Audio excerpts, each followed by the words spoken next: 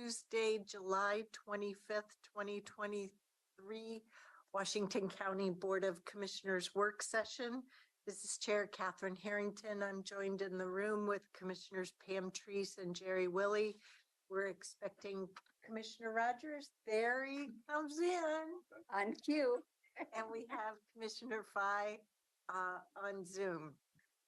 We also have our CWS CEO, Diane Taniguchi-Dennis, by Zoom as well. So we'll start with board and leadership communication and, of course, formal agenda item discussion in case anyone has Q&A. So who would like to go first? Well, mine's the shortest, so I will. I don't really know that yet.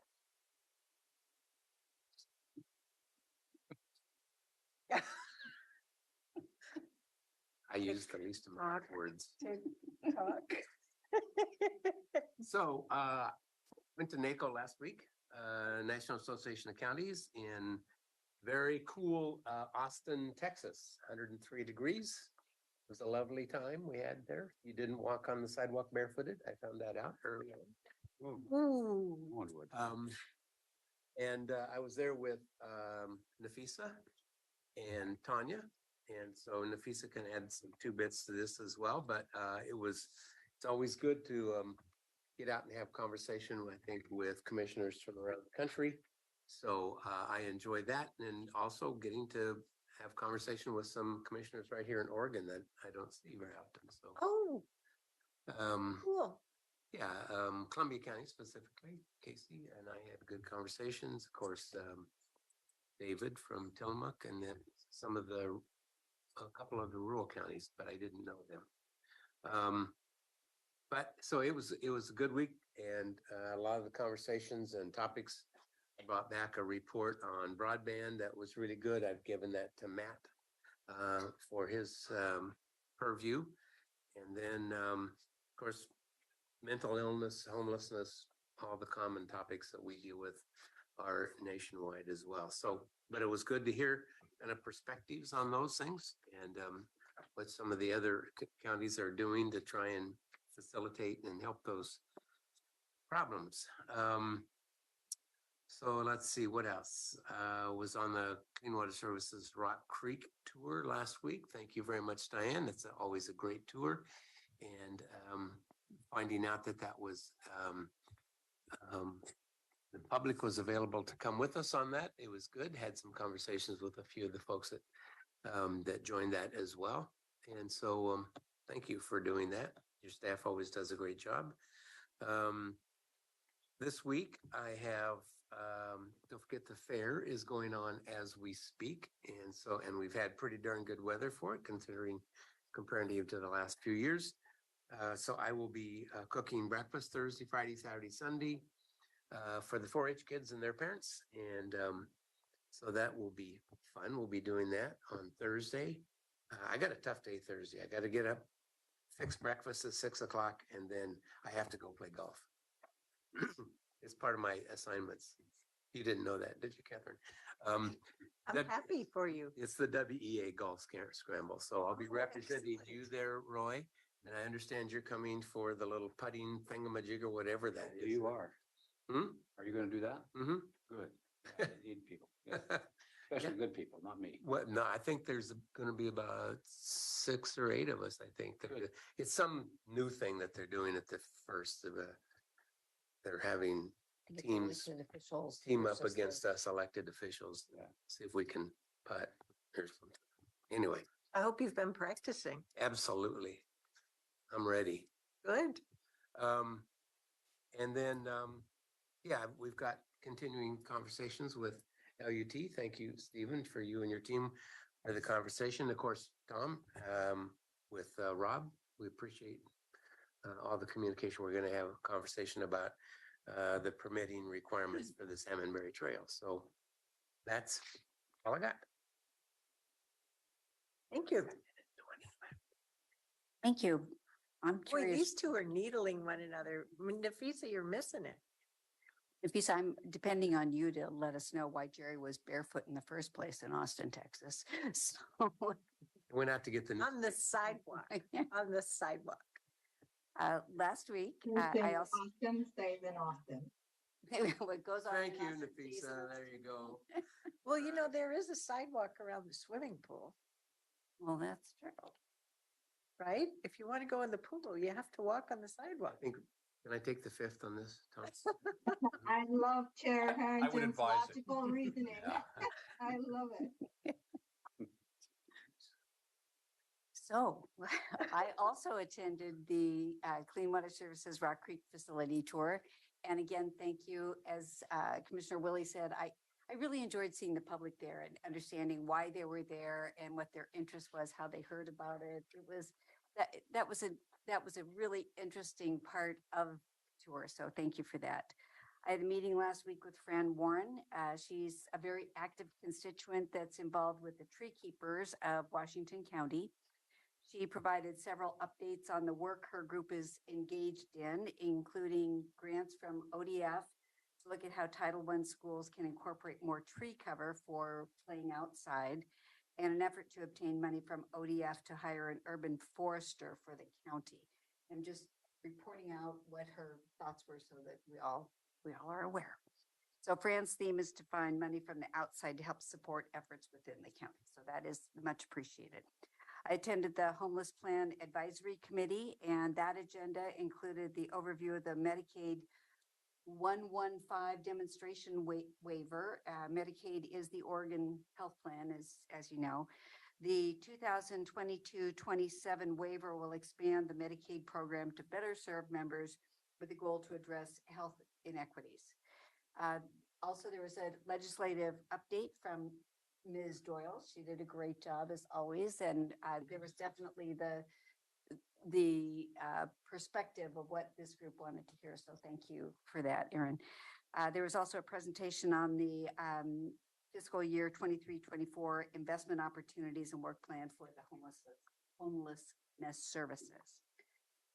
I attended the driving diversity class presentation that was at Pride Disposal, and they've been working on this program for a while.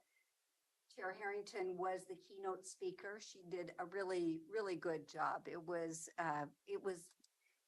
just so cool to see this type of work in action in one of our providers, and seeing Washington County there in support. I really appreciated that. So there was a lot of, no pun intended, pride in the room, and it was a really good event. And this is the first class that is occurring in Washington County. I held the MPAC Sync Up meeting, and that's the meeting that I hold with the Washington County representatives prior to the MPAC meeting. We had a good crowd. We had Councillor Hassan, Mayor Rosner, and Gordon Hovies. We went over the agenda as we do in the upcoming MPAC meeting, and we basically had a really good discussion. And it helps to know when we have that discussion, we all agree. We may not, if there were to be a vote, we may not vote the way that others might, but at least we have the opportunity to discuss among ourselves what our priorities are. And I think it helps bring us to the same page. And it was where Tim talked to me a bit about what I guess now is referring to the edge mayors and what their interest is in looking at the UGR process and incorporating more, from their perspective, a more thorough view of industrial land needs and commercial land needs, as well as what they perceive has been happening in the past. So I use all the right words there, I hope. This week we have Impact, and the agenda is a legislative update, urban growth management engagement update, urban growth management discussion, and that's on the long-term role of housing production and housing affordability, gentrification, and displacement trends. And I just want to call out Jessica Pels for her help along the way here as I go over the agenda. It's really nice to have our discussions and feel really prepared. Chris Defaba and I used to do it, and Jessica's just doing a great job. So thank you very much. That's my report. Could you be sure to ask at MPAC inquire as to what this regional targets program is. Okay. Remember, it's the one we talked about at the round table. This is the one where we participated in those rounds. The first round, and we got another email on another round, and it's like, what is this program anyway? Okay. I'll do some research. Is there summary come out on that? I thought there was. Now they're asking for more meetings. Meetings. Oh, meetings. So, and I know that Megan communicated with you about the fact that this was an online meeting, but you're not going Yeah, to be attending. yeah, I'm those. not going, You talked about coming to some of those. Yep, yep. And and I'm not. always more than welcome. Yep. If you don't mind my going back, could you do us a service real quick on NACO? And I assume they had some conference-wide, speeches or topics. And then, so what was one of their key topics or themes from those conference-wide? What do they call those? When everybody, Tracks. Culinary? no, not the other sessions. The that- keynote speakers. The keynote, yes, Yeah. thank you. Yeah, Well, I think the overall focus that was prevalent in just about every meeting was mental health and behavioral health. That was the key focus. We heard from a physician that was very opinionated about how he thinks we should be dealing with this. We need more doctors. We need more psychologists to help us with that. We need to make treatment more available rather than some of the other things that's been going on. So I think that was the key issue that I wrote down here because I was kind of equating it to where we're going with the CAT. And once we get that into place and operational, that will really enhance our ability to deal with those kinds of issues as well as addiction. And so I feel like, I just don't hear from other counties that they have this kind of a facility available to them or even in the queue. So I think here we've got a great opportunity here and I know you're all over this. So I think that's probably was one of the top focuses. I got some information, like I said, on broadband. That wasn't nearly as prevalent as the January meeting that you and I went to, but still, hanging around there, there's still lots of money available. so this was the second time you've gone to NACO annual conference? I went to Denver last year. Yep, Then DC in February and then this one. no, this is the annual conference. This is the That's second. what I mean. Yeah, Yeah, yeah. Was there different, like from panels or anything? Were they similar? Were they different? And would you recommend them in future years? Well, that's a good question. Next year's event's in Florida, so that'll be a challenge in itself. We thought it was hot in Austin. But that being aside, no, I think these are the common themes. We're going to see the same thing continuing forward. I didn't hear much about public safety, which kind of surprised me, although I didn't go to the public safety meeting either. So that's probably why I didn't hear a lot about that. But I tried to stay in mostly in the general sessions, but Did pretty you, much common themes. did you and staff and Commissioner Fye sync up this year to spread the schedule out like you did last year? We did, Oh, yeah. cool. And we set in on a couple of meetings together, some of the bigger meetings. It was interesting that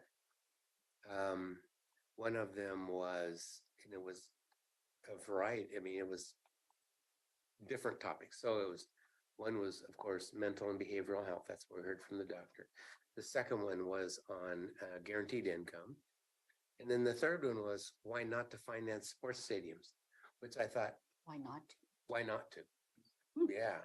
And the speaker recommended it or didn't recommend it? He said it's not economic development.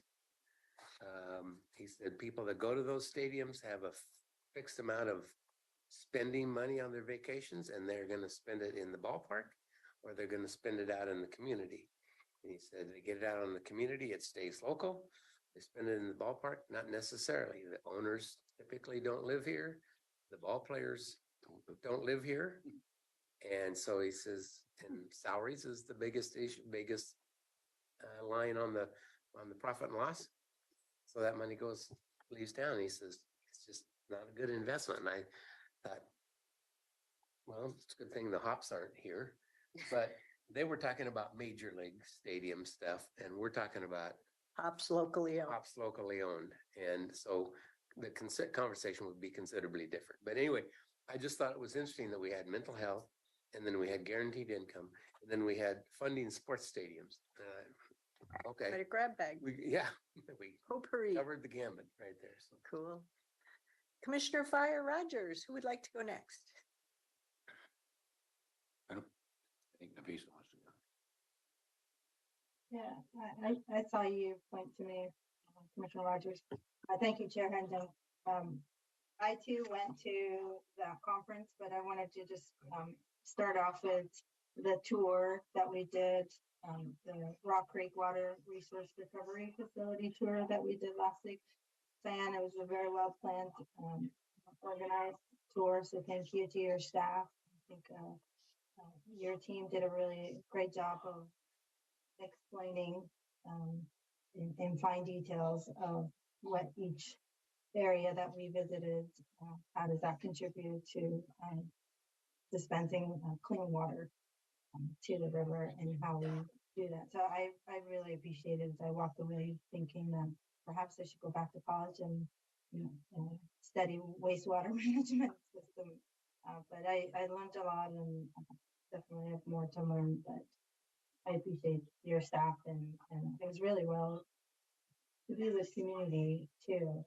And people bring their kids and kids ask questions and were really hard questions too. So very well organized and thank you for feeding us as well. Last week I also had JPAC and STRAC. JPAC, I think I reported it before I left for my trip that there wasn't significant topics needing board input or feedback. It was just an informational sessions, and one of the topics would actually come to WCCC soon. So nothing too significant to report back. STRAC, that is the statewide rulemaking advisory committee, also had their meeting. I just want to put a plug in for Brenda for reminding me to log in on that meeting. I was in Austin and didn't realize that Austin's 2 hours ahead of us, by the way. So the time was a bit confusing, and Brenda, you stayed on top to fulfill my commitments to some of these meetings that I committed to attend while I was at the conference. So thank you on that. And then Monday was Chair Harrington and board. We talked about sending Jessica from transportation to represent both Chair Harrington and myself had a conflict to attend our tech meeting, the Regional Toll Advisory Committee, but that meeting got canceled last week. And they're not going to reschedule. So we're moving forward next month or so, the next schedule. So we didn't miss Chair Harrington, both of them, and we didn't miss much. And Jessica, thank you for stepping up for us and willing to attend. So that's that. And I attended with Commissioner Willie and our staff, County Administrator Tanya Angie was also there. And by the way, she was also a star. She had a star on the stage. She had her own work session that she was doing and did a great job on that, no doubt. So congratulations, Tanya, for putting Washington County on the national level and having that session facilitated by you as a Washington County Administrator. I didn't attend last year. I heard your question, Chair Harrington. I didn't attend last year, but I was sort of went in with the lens of comparing the legislative session that we attended. There were completely different topics, but I would recommend attending this it was really useful for me and some of the sessions, like the environmental session, and then obviously I'm on transportation, the Nichols Transportation Committee, so we had some resolutions that we had to vote on, so I had to cast my vote on that one and attend some of that discussions. But I would really attend again because it was very, there are the topics and then there's the nuances of how these topics are being done at different counties. And that was helpful to connect with what Commissioner Willie said is 100% true, that it was very important to connect with other commissioners and to hear how they're doing some of these topics. Our interest kept peaking. Income guaranteed when we heard that, or the mental health discussion. The stepping up programs out there, and some of the commitments other counties are making to these topics. It was really interesting to hear, and more importantly, to connect to other counties who are doing some great work. And also some counties who've been investigating us and saying, oh, Washington County, you all are doing great work, and learning from us, or wanting to know how far or how close we were to Portland as well. So that was interesting conversations to be part of. I see my time is 0, but I just wanted to make a congratulations to AOC for putting together a gathering event that was very well organized. I really valued those conversations. Just to echo what Commissioner Willie said, connecting with other Washington County commissioners. I had a lot of conversation with in King County, which is in Washington State. And then I also had a lot of different conversations with different commissioners in Wasco County and connected on some of the differences. And then also learned a lot about Tillamook County and how there are more cows than people over there. So it was very valuable conversations and learning and how do we bridge, and have a conversation about, perceptions about Washington County, and reiterate some of the points I've heard Chair articulate on our board about we too having a significant land in the rural of our county, and how people were surprised. And so those are very good conversations. AOC did. If I were to highlight some takeaway from that in terms of the conversation, I celebrate the content and the spirit of that conference. They did a great job. They had really wonderful speakers, like Commissioner Willie said. One of my favorite was a well-known, I'm drawing blank right now. I'm not feeling well today, so I'm drawing blank of this, but an award-winning journalist who also had her book signing there. I don't know why I'm blanking. Joan Lindgren. There you go. Thank you. She was amazing. Also, she just talked about the journey of how we got to where we are today, and then some of the history that we take granted, and how far we come along. So I thought that she was really great.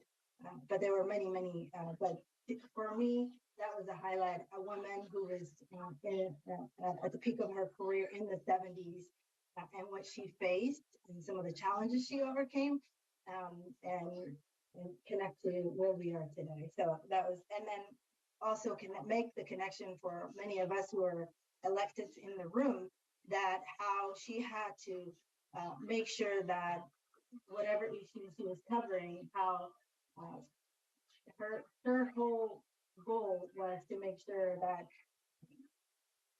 nobody knows what her personal opinions are about that particular. So the fact that she had to hide where she is on political spectrum is very fascinating. I haven't read her book, but so I'm not going to make recommendations, but she had an amazing story, and she was a compelling speaker.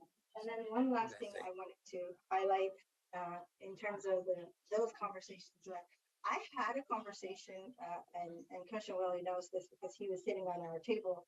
The association executive director for the Association of Wisconsin Counties And one of the things, obviously, that's relevant here is the dues and what their dues structure are. And it was a very fascinating conversations. And I made a point to have him reach out to Gina Nichols because their funding structure is 11% of their funding comes from dues and membership dues. So, and the portfolio of their funding is very diverse, and they even have private funders.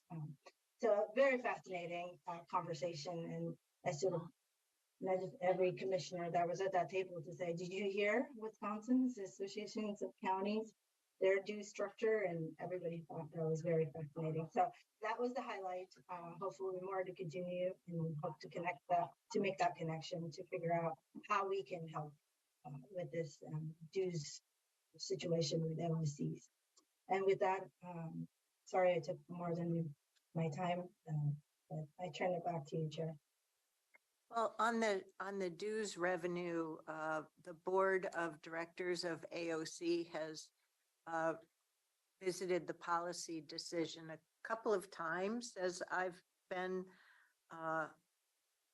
at that table these last 4.5 years. And the reason they don't accept money from private companies particularly is because the companies who tend to provide that revenue tend to be ones that have a legislative interest before counties. And the association has decided that that puts them in a conflict of interest compared to serving their constituents. So just a comment on that. Commissioner Rogers, how about you? Well, the gentleman for Tigard is happy to yield 4 minutes over to the good woman from Aloha, because I think she was about 9 minutes or something. Who's counting? Two things, Diane, on your, that I took away. I've been to so many of those tours. One, I had the misunderstanding that Durham was getting about as large as Rock Creek, but Rock Creek is still many-fold bigger. And that was something I learned. And the other thing, and it's probably been 30 years since I've been at Forest Grove, and I had no idea until I was talking to one of your folks about the amount of activity going into the Forest Grove Plus. I don't know if we all knew that, but apparently it's expanding quite a bit out there. And I knew it was expanding some, but I didn't realize the extent of it. Yesterday I had a nice meeting with the Washington County Chambers. They had Susan McLean there as a guest topic with, and I forgot his name. He's the assistant person to Greg on the interstate bridge. And it was interesting to hear her perspective as to why she didn't want to have hearings on the tolling. She somehow in her mind had thought it was going to come up again, which it's going to. So that was interesting. And I'll just keep it light and say that. So thank you, Jerry, for doing that putting. That's an endeavor to beat the elected is the idea. You have people of my quality putting. We need somebody of your quality to keep me from being too embarrassed. No pressure, huh? Yeah, you're the guy. Great. I'll see if I can catch up some time so we can hear from our leadership. As you've all mentioned, we had the Rock Creek tour. It was great. Thanks. Then on Friday, as mentioned, I did speak at the graduation for Driving Diversity in Washington County program, which was a 12-week training program for commercial driver's licenses, CDLs, with particular focus on waste and recycling trucks. The instructors were with the Interstate Academy that does this sort of training, but also Southeast Work and of course WSI. This was the first time such a program was run in Washington County, made possible through our direction of ARPA funding towards workforce development through our economic development group. So thank you to Matt Craigie and his team. There's another similar graduation, different aspect, but with semiconductor training coming up this Friday with PCC that I'll be speaking at as well. On Friday afternoon, I attended our local public safety coordinating council meeting. Aaron Doyle did a great job on the legislative update. The community corrections biennial plan was reviewed and adopted, and then they had the jail critical incident review report that we were aware of from a couple months ago. Yesterday was the monthly meeting of the Supportive Housing Services Oversight Committee. The main topic was system improvements for reimbursement and invoicing. The Housing, Health, and Human Services Director of Clackamas County did a great job, really nice job, talking about the way procurement and invoicing works in counties, the whys and what fors, but then explaining how there are targeted improvements and our 3 counties are working together on that. So that's the quick recap from me. We'll turn it over to legislative updates. Aaron. Wait, legislative updates, leadership. Leadership. Thank you. I'm like, updates. oh, Sorry. wrong area. Sorry. No. I just want to make sure. Aaron Calvert's checking her notes. I'm like, And the oh. whole thing, saying that, I'm thinking, okay, is this pro tem CAO, interim CAO, temporary CAO? And of course, I just pick an entirely different word for the letter L. Today is sponsored by the letter L. Thank you for being a good sport. I'm Erin Calvert. I'm covering for Tanya Angie today. How about that? I do have a brief leadership communication. Most of these things are reminders. And so it's not that I'm trying to micromanage your inbox, but this is not a quiet summer. It doesn't seem, and there's a lot going on. So I just want to highlight a few things that have come to you recently, very recently. On the Cornelius Safe Rest Village, again, just a reminder to check your email for an update from Marnie Kyle about the community engagement work that's being done around the opening of a Safe Rest Village in Cornelius. Marnie did provide an update about the successful community meeting. It was the second in a series of 3 that was held in person on July 11th. A virtual community meeting will be held tomorrow, July 26th from 12:30 p.m. to 1:30 p.m. And this important outreach work is helping the county and our contracted shelter operator, Open Door, and the neighbors near the Safe Rest Village in developing a supportive neighborhood plan. And it's also known as a good neighbor agreement for how this temporary pod shelter will operate. There's much more detail in your email, but just wanted to highlight that for you. Another highlight is the EMS transition.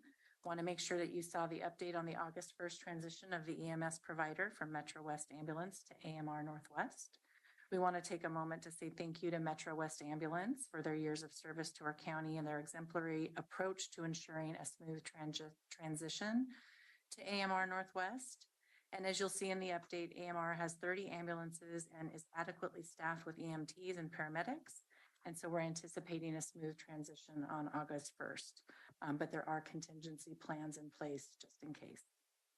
Is WACA on board with this too? It's kind of a 3-piece, Yes. 3-legged. Yes, stool. they're in the plan and the contingency plan and the switch over. So yes. And then lastly, on the Good Neighbor Center, just highlighting yet another email and important information that's coming to your board from the Good Neighbor Center and potential changes that they're exploring. As you know, they've reached out to staff for meetings. They've sent a letter to commissioners, and that was captured in the constituent report. And then again, an email from me last Friday. So staff are meeting with the leadership of the Good Neighbor Center and exploring a number of options, some of which are outlined in the letter, others aren't, but that we'll share updates with the board as we get more information. You got my correspondence. I did. Thank you, Commissioner Rogers. I passed that on as well. Great. And that concludes my leadership update.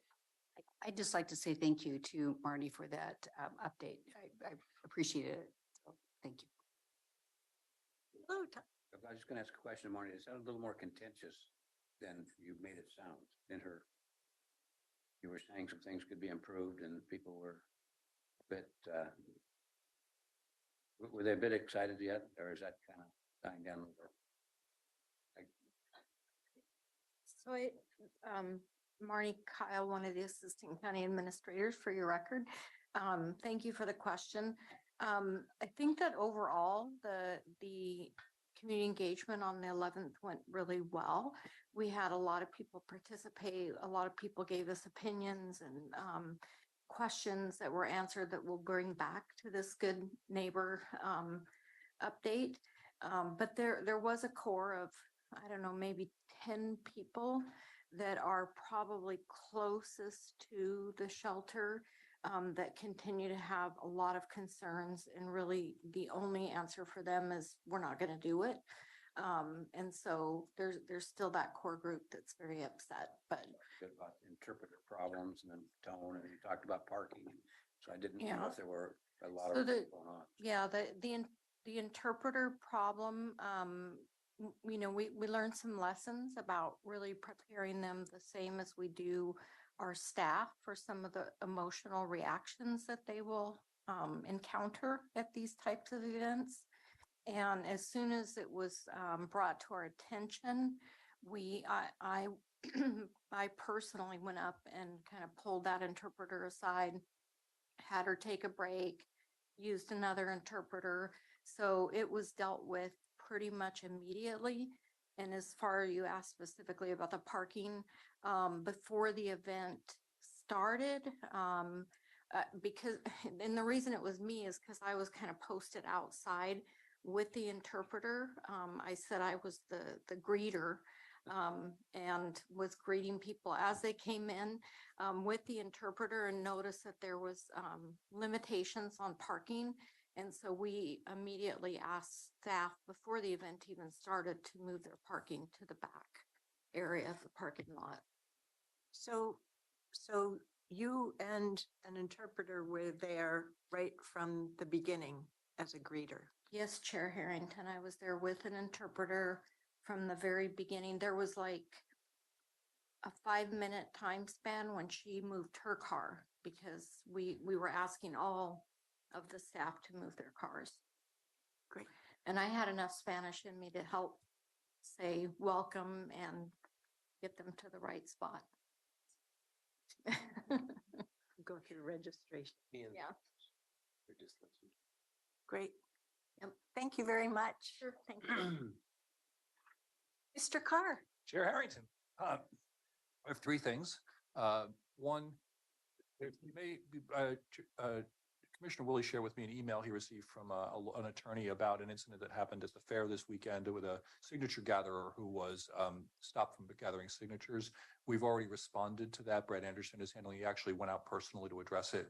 That we will not be stopping signature gatherers from gathering signatures at the fair. The Constitution of the state of Oregon requires that we don't do that. So that will not happen. Wait, So they are allowed, or they're? yes, they are allowed.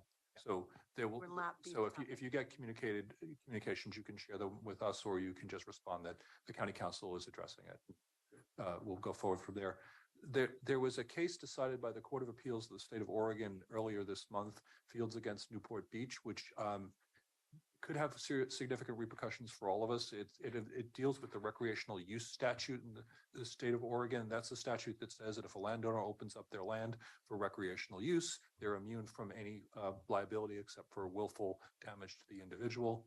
The case involved a woman who was walking to the beach on a trail that was owned by the city of Newport Beach. She was walking across a bridge, walking her dog. She slipped and fell because the bridge was wet. The court held that the walking your dog to the beach was not a recreational use, and therefore there was no immunity for the city of Newport Beach, and set the case for trial, which is a shocking result for lawyers and to the state of Oregon. So there are a lot of people who are very interested in including the Oregon Association of Cities, to see if this can be addressed either legislature or by certiorari of the court. So this topic was before the legislature when I was a Metro counselor, and I realized that was before you were our general counsel. So if you or Brad could follow up with Metro as well on that history too. Yep. Well, and as you may know, Rob Bovett was intimately involved in some of those discussions, so he's kept us good, but we're happy to follow up with Metro as well. Thank you. I don't know that Rob had Metro on his radar then. Probably not, but apparently the statute has been amended numerous times in response to court decisions undermining the immunity. But Commissioner Willie mentioned Salmonberry Trail. This is something that we care about very much, because the cost of allowing people on the land to recreate can go up substantially if you're liable for someone slipping and falling. Yep. And the last thing is actually good news. You may remember some time ago last year, Ridwell sued the county in both state and federal court based on the county's decision not to grant them an exemption to the requirement that they get a certificate before providing waste removal services in the county. Last week, we learned that they had decided to withdraw their appeal of the state court decision dismissing their lawsuit. So the state court state case is done. Today, we spoke with their lawyers, and they're also going to withdraw their federal. There was one federal claim left that survived their motion for summary judgment, and they're withdrawing it and dismissing the case. So the litigation with Ridwell, their explanation is that they want to be less litigious and work cooperatively with governments in the state of Oregon, that they're doing business in some counties and some areas and not others, and they do not want to continue litigating. So that portion of the Ridwell experience is done in Washington County. Well, they still have presence in the city of Beaverton. Yeah. Even though they're not licensed in the city of Beaverton. Well, they really didn't mean everything, just in general. Well, It's At least strange. It's not us in the. Yeah, yeah. that's the end of my report, Chair. Since you have 1 minute left, I have 1 minute more. Oh, Please. sorry. Nope, it was not your fault, mine. Last night, the chair and I attended Metzger Park, and she did a great job of explaining why we were in need of charging in full administrative costs. They understood it, and there was no pushback at all. She may want to comment on that, but it's people, if you're honest with them and sensible, they usually respond in a thoughtful kind of way. And so that was maybe one of our first test cases of how it's going to work when we start saying we got a full cost. So In response to that, I did have a conversation with Lisa Tattersall just yesterday about, and I forgot to mention that, about West Slope Library and what's happening there. So we may talk with you about some of those Yeah, talking points too. sure. Thank you. Sure. Carl Schweitzer did a very nice job. He and Preston Ellis as well, who does work at the Metzger site, but Carl for the maximum assessment and building up towards next year's process did a very nice job of laying out the steps. They're sending out correspondence to all of the property holders. And it'll be the key topic in their upcoming October meeting, and then going from there. So good info, really good info. He did a nice job. So Diane, Clean Water Services. Thank you, Chair Harrington, and good afternoon, Board of Clean Water Services.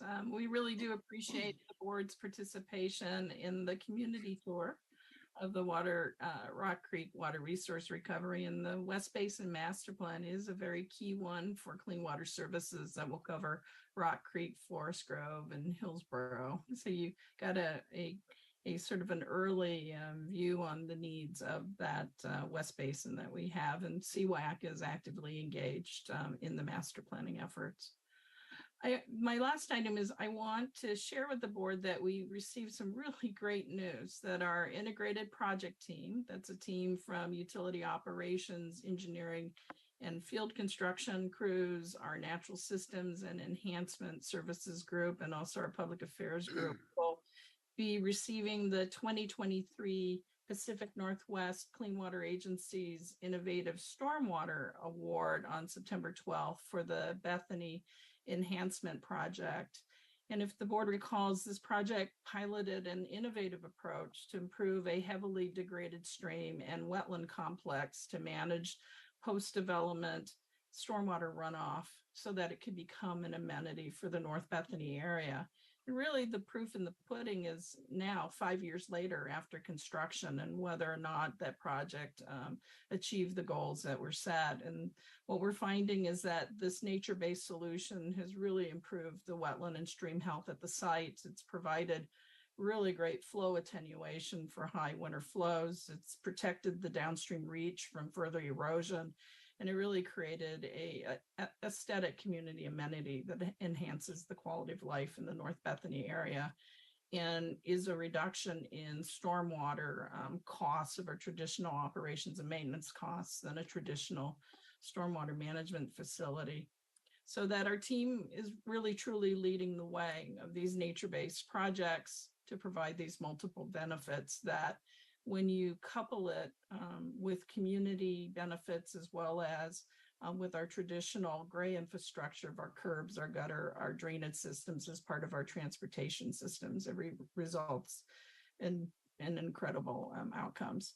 And I also want to give a shout out to Stephen Roberts and his LUT team and their work to finding collaborative stormwater solutions with clean water services. So That'll be another great one to highlight to our VCOMs team. yeah. That, and I was just remembering the River Terrace site too. Yeah, what we can do together with nature-based solutions. Thank you, Chair, and we'll make sure to include that as part of our work with VCOMs. So thank you, Board. Great. So for our formal agenda this evening, we do have 2 action items. Were there any questions that anybody has for tonight's agenda? Nope. Okay. Mr. Moss, I received an email that we have 2 people. We all received the email. We have 2 people registered. So far, we have 2 people signed up at the end of the meeting for 5 And there's minutes. still, okay, thank you. All righty.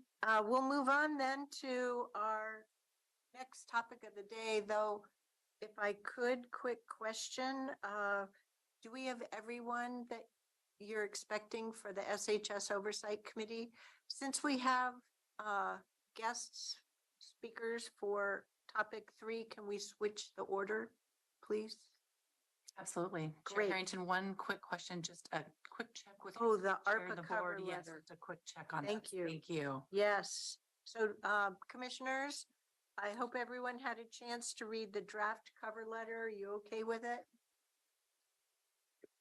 Are we skipping now to what? No, it's, Item 4?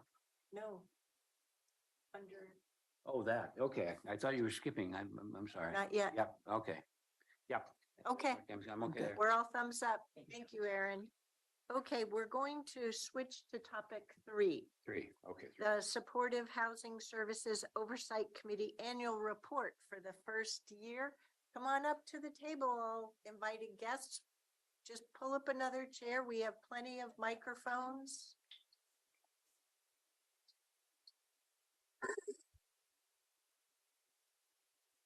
Welcome. I'll let you introduce yourselves, but I want to say that our outside speakers are just incredible subject matter experts, and we really are so pleased to have you come and speak with us today. So turn it to you, Jess. Thank you, Chair. Good afternoon. My name is Jess Larson. I am the Assistant Director at the Department of Housing Services, and I'm just here briefly to introduce my esteemed colleagues.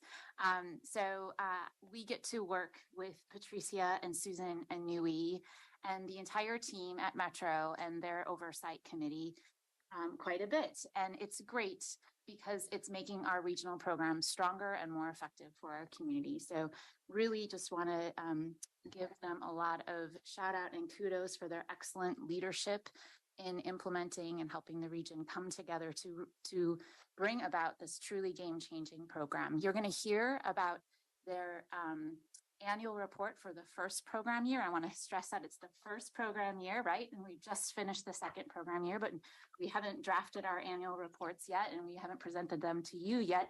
So you're getting a look back on the lessons learned and improvements already underway across the region. And still, this reflection is really helpful and useful as we continue to process, improve in our programming across the region. So I'll turn it over to them, but just want to say so much thanks to you, Chair Harrington, for being at that table as an ex officio member on a monthly basis. It's a lot of work in the Oversight Committee and with our colleagues at Metro, but it's truly helping to ensure that we are bringing transparent accountability to our voters and the public to ensure confidence and ensure outcomes to the community. So a lot of gratitude all around.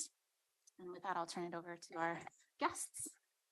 Thank you, Jess, and good afternoon, Madam Chair and Board of Commissioners. For the record, my name is Patricia Rojas. I use she and her pronouns, and I'm Metro's Regional Housing Director. Could we introduce ourselves to you? I realize you may not know all of us. So I'll start. Catherine Harrington, Chair of the 5-member Board of Commissioners. The name tags are fake. I'm Jerry Willie from. Commissioner Rogers' district is southeast Washington County, extending out into the rural areas, Tigard, Durham, King City, Sherwood, a little bit of Wilsonville and Tualatin. Commissioner Treese. And I'm Pam Treese. My district is the most north and east of the districts, and I go along the Multnomah County border. It also includes Bethany, Cedar Mill, Cedar Hills, parts of Beaverton, little sliver of Hillsborough, and along Beaverton Hillsdale Highway. I have to be really careful. Go ahead. I give you 2 votes. Always.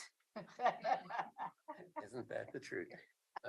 Jerry Willie, Commissioner for District 4. Mine's the westernmost from basically Cornelius Pass west. So I have 6 cities: Hillsborough, Forest Grove, Cornelius, Banks, Gaston, and North Plains. I touch 3 other counties as we go further west into my urban and rural areas. And so I get to work with those counties as well. Commissioner Fye. Thank you, Chair. Hello, everyone. Nafisa Fye, Commissioner for District 1, which is mostly Beaverton, Aloha, and Cooper Mountain. And because of reapportionment, this year I have Garden Home is also in District 1. Raleigh Hills, some portions of Raleigh are also in District 1, and Woodford Community are also in District 1. So, but mainly Beaverton and Aloha and Cooper Mountain is the majority of the populations. Good to see you all. And sorry, I'm virtually here, but I'm not alone. I see Director Felicita online as well. So Felicita, would you like to introduce yourself, please? Sure thing. Can you hear me? Yes. Fantastic. Hi, everyone. Felicita Monteblanco, she, her pronouns. I'm the Public Affairs Manager at Northwest Health Foundation, and I'm one of many presenters today. Thanks so much. And she is one of our Washington County representatives to the SHS Oversight Committee. Susan, welcome.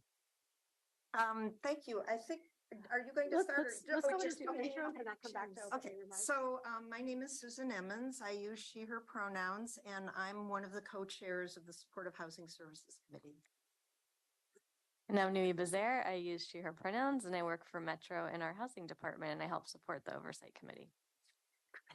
Thank you so much for that warm welcome and introduction. It is a pleasure to be here with you all today to present our first annual regional report presented to you by the Oversight Committee. And we're just very excited to share with you the immense success of this work that we've seen in the first year. I'll provide you a little bit of background before we jump into the details. The measure passed in May of 2020, and at that point, Metro got to work with all of our partners to establish the foundation for this work. And that included establishing an oversight committee to provide transparent accountability for the public and make sure that we are all making good on our promises that we've made to the voters. And through that work with the committee, we have seen quarterly reports come in from all of the counties that share what they're doing on a regular basis, as well as annual reports by county. And so you have all seen the first year annual report that preceded what you're going to see today. And you're going to be getting another one for year 2 in October. So we're excited about that. But just so you understand a little bit about how these pieces fit together, the annual reports already, again, contain the details of like the measurements and what the progress in Washington County has looked like. What you're going to hear today is how all of these pieces fit together, because what we are building is a regional system and partnership. And I do want to just highlight the importance of partnership in this work. And really what happens in one part of our region affects other parts of the region. And so when we come to wanting to solve problems such as this, such as ending homelessness, there's only one way to do it, and that's together. And it's also by leveraging the strengths that you have in your district, in your county. And that's true for all of the counties. But again, I do believe that what we have been building over the last now 2 years is the infrastructure and foundation that is going to be needed to deliver on the promises to the voters over the next 10 years. And so I just wanted to put into context that it's an immense lift. The counties, including Washington County, has done a brilliant job of standing some things up from scratch. And then, of course, of working together and across jurisdictional boundaries to do things that are different and innovative. Like you're going to hear some of those details today. And again, I want to also thank Jess Larson for her partnership and her leadership, and Chair Harrington for your championship and support throughout this work. So it's been very meaningful. Thank you for all of what you've provided throughout the years. So with that, I will pass it on to our co-chair to get us started. Okay, again, I'm Susan Emmons, and I'm excited and proud to be here today. We had our first meeting of our Oversight Committee in October of 2020, and we have 5 representatives from each county, and our current representatives from Washington County are Maria Hernandez, Mike Savara, and Felicita, who's already introduced herself. We have 2 vacancies we're currently working to fill, and then elected officials and Chair Harrington. And I was recently also at the Tri-County Planning Board and saw Chair Harrington there. So she's heard this presentation once, but it really struck me. Oh, she's coming to our monthly meeting. She's coming to this regional planning monthly meeting. So I just wanted to acknowledge that's a lot. And she's very consistent in her participation, and we really appreciate her insight. So thank you for being in both of those settings. Again, we started meeting in October of 2020. Most of the people on the group I had never met. We were meeting again remotely, a very diverse group. And in the early meetings, what we did onboarding, learning our role, but also sharing the values. Why did we agree to be on this committee? What did we hope to get out of it? What was our background? And it's really struck me as we've worked on this annual report and as we work forward, how consistent our approach has been and our shared values. We have business people, we have people who've done the work, we had people who'd experienced homelessness, people who had run organizations, social service organizations. But it was very important to us collectively to be able to report on outcomes, to say, what are we going to do and how are we going to share this with the community, and how are we going to report back to all of our community members who voted on this. So originally, we learned our role, and then in 2021, in the early part of 2021, we reviewed the local implementation plans from each county, reviewed them and approved them, and then watched as we prepared for that first year of implementation. So all of that first year was a planning year until July 2021, when the counties started getting the money, putting out contracts, and gearing up to do the work. So the report we're bringing you today is from that first year, 2021 to 2022. And next slide, just to show the agenda. Who's got the clicker today? We've got the do our clicker. own. I've never clicked the slides. I don't usually get to do the I'm a clicking. Luddite. That's beyond my capability. So wait a second. She is a true subject matter expert in this field. She has invested decades of her life in improving the lives of people who are encountering homelessness. So she is not a Luddite. So we can find her a clicker. So we're planning a very quick and snappy presentation because we want to allow time for your questions and discussion. And our preference would be that you hold your questions until we complete our presentation. So we're going to give a supportive housing services overview, first year progress and highlights, and then our regional oversight committee recommendations, which is, we believe as committee members, the real heart of the work that we've been doing up till now. And so next slide, I will pass it to Patricia. Okay, thank you so much. And thank you so much for your service and for everything you've done for our community. So this slide, I wanted to start with going back to that work that we did starting in 2020, which was pulling together the community to establish our agreements, our values, what's going to drive this work. And part of that was establishing our core values. And so I'm not going to read them all to you, but these are the values that guide the LIPs, the local implementation plans that your staff and teams developed, as well as overall develop that guide I'll just say the heart and spirit of how this work is delivered. And I'll draw attention to leading with racial equity and working towards racial justice in particular, because of the significant racial disparities that exist in homelessness in particular.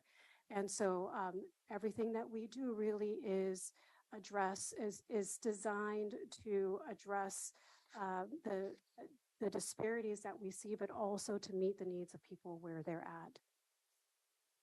And then a little bit of background on the measure itself. This was planned to be a revenue source of $200 to $250 million per year. And as I mentioned, it's a regional measure, so we have regional goals, and in there would include helping 5,000 individuals who've experienced chronic homelessness, and we really define that as folks who have at least one disability, have experienced ongoing like long-term homelessness, have little to no income.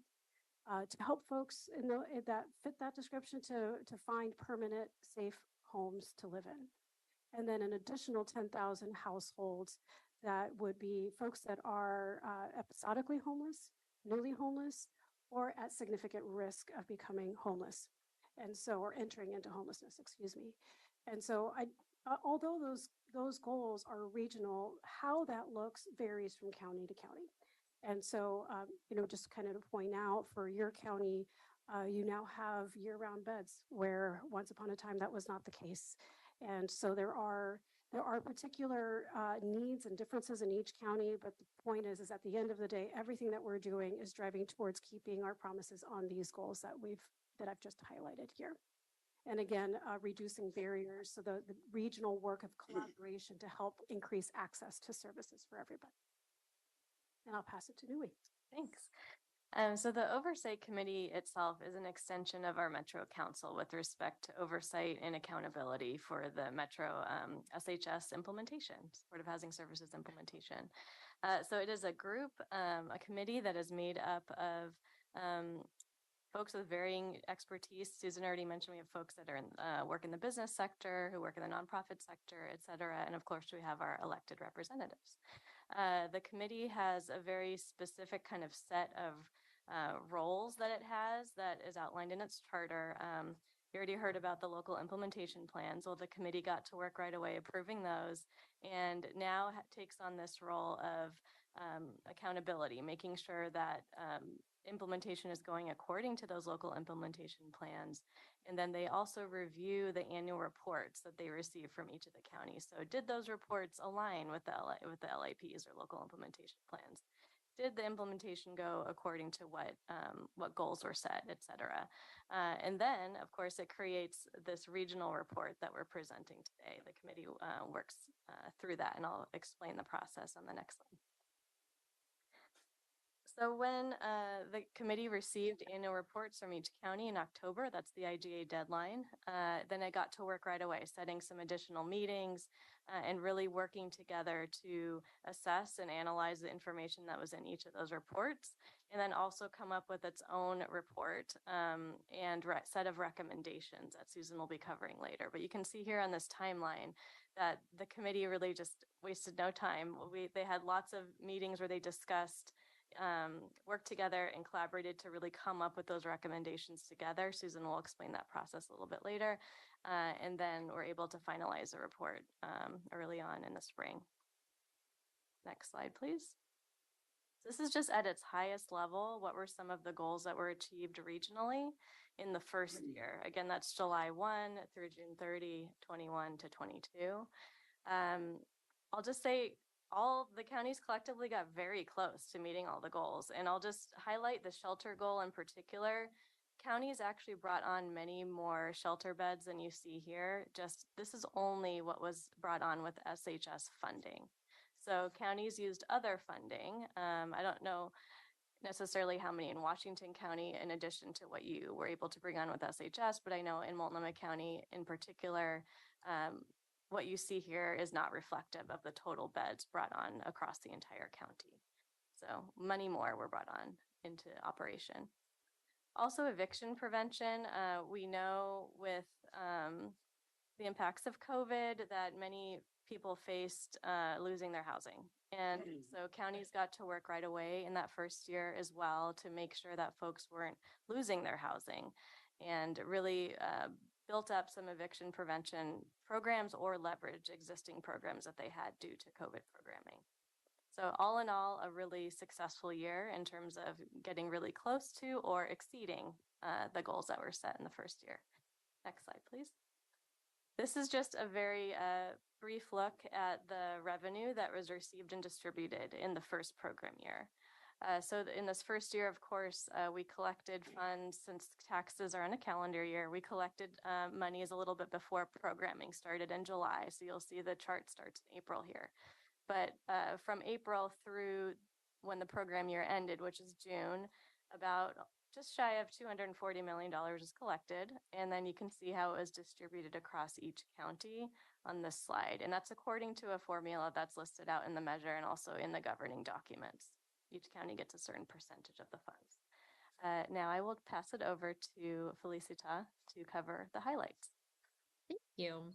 So in the first implementation year, SHS funds laid a strong foundation to deliver on the promises made to voters and our neighbors experiencing homelessness. The pandemic exacerbated our region's homelessness crisis, as you can imagine, and created unprecedented challenges with SHS implementation in its first year. Nonetheless, the counties and their partners advanced the measure's 10-year goals and developed key infrastructure needed to achieve those goals over time. This includes the counties collaborating closely with Metro on the rollout of a regional long-term rent assistance program and working together to release a regional procurement for services, allowing providers to be qualified to provide services in all of the 3 counties. Partners worked with Metro to leverage and integrate Metro Affordable Housing Bond and SHS resources to create 315 units of permanent supportive housing with more in the pipeline. And as you just saw, counties met most of their first year goals in their local implementation local implementation plans. Next slide, please. So as with any big change, there are wins, opportunities, and challenges. SHS implementation required counties to build new programs and systems, in many cases from the ground up. The quick pace required to develop and implement SHS programs in year 1 was challenging for many service providers. It was challenging to hire staff quickly, enough to meet the need, and as we will talk about in a minute, pay equity has been a constant topic in these critical frontline positions. As you can imagine, the smaller and emerging organizations without extensive experience with government contracting or the infrastructure to move quickly were more impacted by these challenges. There were also some challenges with money in hand. SHS programming launched in July 2021, but most of the revenue to fund year 1 services was not collected until April 2022. This meant counties did not receive most of their year 1 revenue until the 4th quarter of the fiscal year, requiring them to fund most year 1 programming through loans. This impacted each county differently. With regards to data collection and reporting challenges, the counties worked with Metro throughout year 1 to develop regional SHS data and evaluation standards. But standardized data and financial reporting templates weren't adopted until the beginning of year 2. This created challenges for the Oversight Committee in analyzing the county's year 1 data in a consistent way at a regional level. It particularly limited the committee's ability to review disaggregated demographic and SHS population A and B data. We began to see these challenges in the inaugural year, but these challenges are not unique to the first year.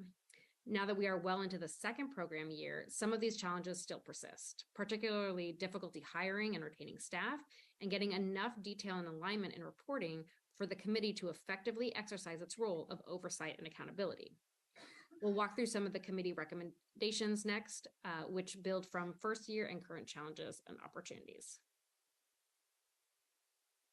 Okay, so on December 5th, 2022, all 3 counties came and presented their annual reports to our Oversight Committee.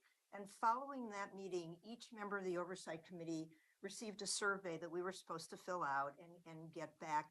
And in that survey, it was asking us what's most important to you as an individual of this Oversight Committee to see show up in the annual report. And based on that survey and a summary of that survey, then we started meeting in 2023. My years roll together. It's like, oh yeah, it was this year. And we had 2 meetings in January, 1 in February and 1 in March. And we went through a very deliberate and exhaustive process to come up with these recommendations. Again, a diverse group of people, and we wanted to reach consensus on all of our recommendations, which we did. And I also want to say that the recommendations weren't based on just the first year, because by the time we were deliberating, we were halfway through the second year. And so we took into consideration what we were seeing in quarterly reports as we came up with these recommendations. So next slide. So our recommendation, our first recommendation is to create a regional communication strategy. And again, this wasn't meant to like diminish anything that the counties were already doing. But what we heard on the Oversight Committee from our colleagues, from family members, from neighbors is, you know, there's all this money going into the community, but we're still seeing tents. We're still seeing camping. What's happening? And so there's this narrative out there, you know, nothing's happening. And we knew from the reports we were getting, from what we were seeing, that there's like fantastic work going on in the community. And so the outcome, what we're going for with this recommendation, we believe that Metro should take the lead, working with the counties, working with the nonprofit organizations to create a very robust communication strategy so that the community understands the great work that's being done and accomplished with these supportive housing services dollars. And I would say, Washington County, you've built a program from the ground up. We've been in awe of your presentations. And I would say, you know, not to play favorites, but Washington County has had the best presentations, the best PowerPoints, the best individual stories, just telling the story so of what's happening. And so, you know, I can't say enough about how impressed our committee has been what's happened in Washington County. And just to divert for a moment, I spent 31 years as a director of a nonprofit in Multnomah County. And during those years, basically what happened is if somebody was homeless in Washington County or in Clackamas County, they were referred to us in Multnomah County.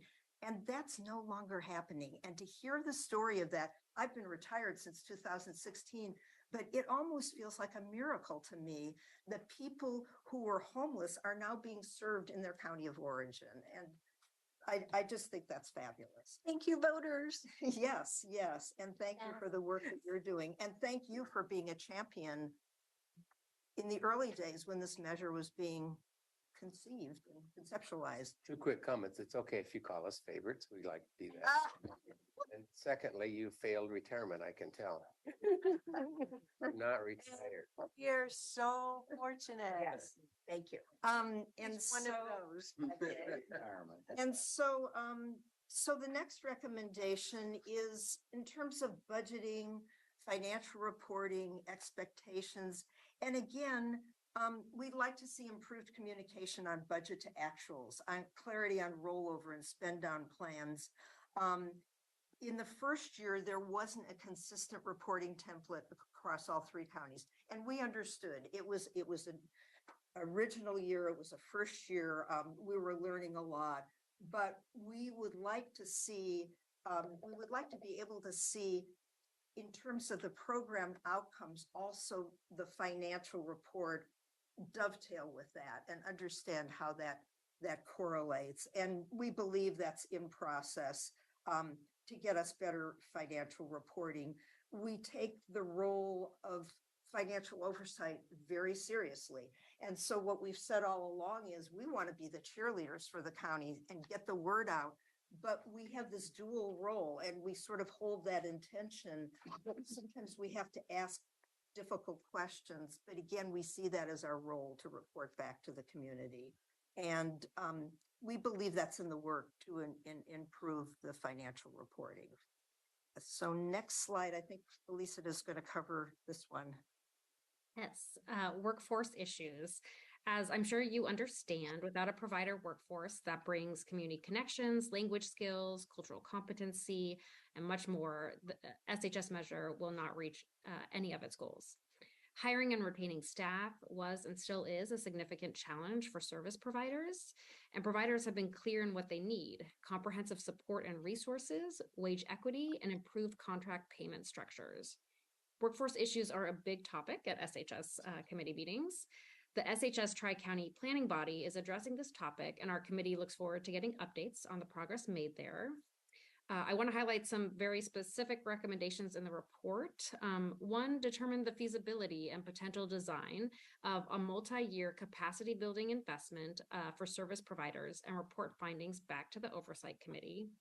And a second, address service provider wage compensation equity to provide better guidance to county partners in meeting their SHS equity goals and to develop more consistency in wage standards across the region. Next slide, please. Category 4, cross-sector coordination. We know that there is no single solution that will address what our homeless neighbors are experiencing. SHS funds is one critical piece, and coordinating across sectors is essential. Coordination was always contemplated as being a key part of SHS implementation. Counties included this in their LIPs, plans to leverage resources from other sectors, as well as plans to partner with health, behavioral health, and other service systems. The committee has raised the importance of coordinating with behavioral health service systems in particular, and when reviewing the implementation plans, even prepared a consideration for county partners to be more intentional about building connections to or integrating behavioral health services in programming. Any and all strategies should prioritize the needs of Black, Indigenous, and other people of color and LGBTQIA+ households in accessing health services. The strategies that are developed should apply in outreach, shelter, housing navigation, short-term housing, and permanent housing, including strengthening crisis and long-term health supports. This is another issue that the SHS Tri-County Planning Body is taking on, and we know that this work is already happening in many spaces. We look forward to expanded efforts to integrate health services. Next slide. And so this final slide is on data reporting and evaluation. And I would say from the very beginning of our oversight committee, evaluation was a core value for committee members. We believed in it strongly. It's a requirement of year 3. And so I think, again, this is in the works to have this happen to ensure that all reporting evaluation program needs are being met. I'm particularly interested in retention and what we're hearing. I talked to a lot of the nonprofits, and what we're hearing about these long-term vouchers. And again, Washington County seems to be in the lead of having deployed most of the ARLA vouchers, but this was the game changer in terms of what came out with this measure, that you would now have these long-term vouchers that you could put clients in for-profit housing and nonprofit housing. And what we're hearing from the providers is that now they have people in year 2 and so to see what the retention is, not that we're just getting people into housing, but we're resolving their homelessness and staying in housing. And that's very exciting to me. And so I think, again, this is another value where the Tri-County Planning Board that Chair Harrington serves on, they're meeting in another room and they're coming up with their regional goals. And we're finding there's quite a bit of alignment with the things that they're targeting and the things that our committee. And so now to better understand that, we're having monthly meetings of the co-chairs from all 3 of the oversight committees, the bond oversight, supportive housing, and Tri-County Planning Board, to foster connections as we work through these issues. And so the final slide is just about transforming lives. There's so many stories. Metro has wonderful stories on their website. And again, just to highlight, in the first year, 1,674 individuals placed into permanent housing. Every story is unique. The impact that this program, thousands of lives being transformed. And again, people know I love to tell stories. I walk around my neighborhood. I meet people that I know who have been homeless, who are now being housed. And one of the recent stories was of a man who had been outside for a number of years. He got housed through Supportive Housing Services Program. And when he was being shown his studio apartment, they said, do you want to see your bathroom? And he turned around and started walking out into the hallway. And they said, oh, no, your bathroom is in here. And he kind of looked back and went in and he said, oh, got very tearful. And he said, this is the first time I've ever had one. And the staff said, you mean your own place? No, I've never had a bathroom where I lived. And, I think even as people who are in the trenches, who've been doing this work for years, whoa, I think they told the story in a staff meeting, and I think people got very tearful. Like, wow, that was significant. And yeah, we can all learn, but there are many, many beautiful stories. Jess and her staff have shared stories of Washington County. And again, we want to get the word out. Thank you for all your work. And now we're here to answer your questions. Thank you very much, Susan, Nui, and Patricia. Really appreciate it. Thank you, and Felicita as well. So, commissioners, who would like to go first? I will. I guess, because you guys are all being quiet. First of all, thank you very much for this report. I just was having a conversation with the chair. I was just reading this report, which was a quarterly report previous to this information. So this gave me a good foundation for kind of hearing what you were saying with the annual report. So that's good. I think in regards to your story about the bathroom, I think over the next several years, we're going to hear a number of stories about firsts in lives. And so that's going to be the exciting part about what it is that you're doing and how you're impacting other people. With this, I guess my first question is going to be, we are a year and change, couple years into this. We developed our guidelines, our core values, the LIPs early on. Is there anything that we have experienced over that period of time in a look back fashion that says maybe we should have thought about this, or maybe that we need to make some tweaks to this? Because this has been, like you said, it was a ground up experience. So is there anything that you would do differently looking back now? Yeah, that's a good question. I mean, I think one thing that came up in our oversight, and they looked to staff, pretty frequently is, well, what's the model for this? Is there another metropolitan area in the country that's doing this that we could look at, for guidance? And no, this is the first time this has ever happened in this country, where 3 counties came together, a metropolitan region. So I would say, in my, I guess I'm just answering for me, and others can say, I think that it was hard to imagine all the issues that would come up with a new generous amount of funding in a county where they already had programs, Multnomah County. That county, all the programs were based on scarcity. We never had enough resources. Now we have money pouring in, and to get that money out the door and to do it in a fashion that has good oversight.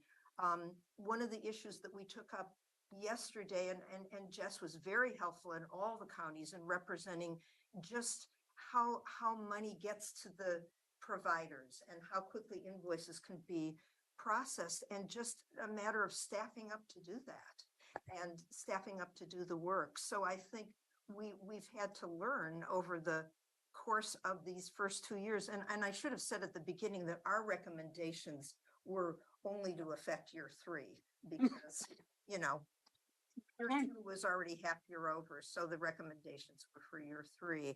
But yeah, I mean, from my point of view, I think to build a program from the ground up, to hire people, you know, when the measure passed, we didn't know there was going to be this paralyzing pandemic that had, you know, quite an impact on just the whole social service organizations and, you know, hiring people and gearing up. So, I mean, I think we've learned a lot as we've gone, but I don't know if we could have foreseen, you know, many of the things that have come up. Yeah, no, I wasn't implying a futuristic mentality, but a look back and then going forward. So I think there's probably 2 parts to that, and then I'll shut up and let others ask questions. First of all, I have realized this is a 10-year initiative, and it is a lot of money. But at the end of year 10, don't want a cliff. Right. So, you know, what conversations I've had with Jess is there some way that we can not spend all this money every year and create a little bit of a runway just in case we don't renew this initiative, that we're not running off the cliff, but we've got maybe a 2 or 3 year reserve buildup. Now, you know, that may be idealistic since, you know, you've got plans of where all we should be spending this money, but that's just an idea. I don't like cliffs and financial spending and availability. If I can on that question, so we do have contingency and stabilization reserves incorporated into our intergovernmental agreements that allows for that. And the question of a cliff and what else do we need to do to make sure that households remain housed at the end of 10 years has also come up as part of those conversations too, right? In terms of contingency and stabilization. So I think that that is a very wise issue to point out, and it is one that is possible to address. So there is that balance of planning for the future while being responsive. Right now. Well, and then the second part to that is I am not a fan of only looking at low barrier. I like, you know, I've toured the Bybee Lakes facility. I am a fan of that concept as well. I think, and I've talked to Tanya about, can we have a middle barrier in there so we don't feel like we have bookends here, but we have, because it's going to take an all hands on deck to do this thing. And I think we need to be looking at every provider, regardless of, obviously with guidelines and rules and things that we need to, all of them to accomplish. But I just don't think low barrier is our only answer to this. So anyway, that's just my commentary on that. And that's where I am constantly thinking. So I agree with you. I think we need all approaches. It's such a big problem. I think though with the ARLA vouchers, a person can take this voucher and they can be in for-profit housing. They could have been chronically homeless, and with the right supportive services, they have client choice for their neighborhood. If it works for them to be in a particular neighborhood, it's not just low barrier or nonprofit housing where these ARLA vouchers get attached. And so, you know, the stories we're hearing from the nonprofit agencies that are utilizing them is it's like they've won the lottery, a person, you know, and a man that I ran into recently, I told this story yesterday. He sells street roots. I live in Northwest Portland and I hadn't seen him for months and I wondered, and he said, I said, I haven't seen you. He said, well, I got into housing in February. He's been outside for years and he got inside with an ARLA voucher. And so, you know, I know what you're saying, but it isn't all low barrier housing. And I would say in terms of the 10-year plan, what we're so concerned about getting this robust communication strategies, we want to see it renewed. But we can't see it renewed if the community doesn't understand what we're doing with the dollars. We show the results and we get the word out there. And, you know, in our minds, I mean, some of our members have said, you know, we see it Speakers Bureau. It can't just be information on a website. It's got to be, I mean, many of us would go to neighborhood organizations, we go to churches, we go to town halls. I mean, there's got to be a variety of ways of getting this information out. Yeah. Well, I'll be quiet and let you go ahead, Chair, and the rest, but thank you very much for being here in your presentation. Commissioner Treese. Thank you, Chair, and thank you as well. What a great presentation.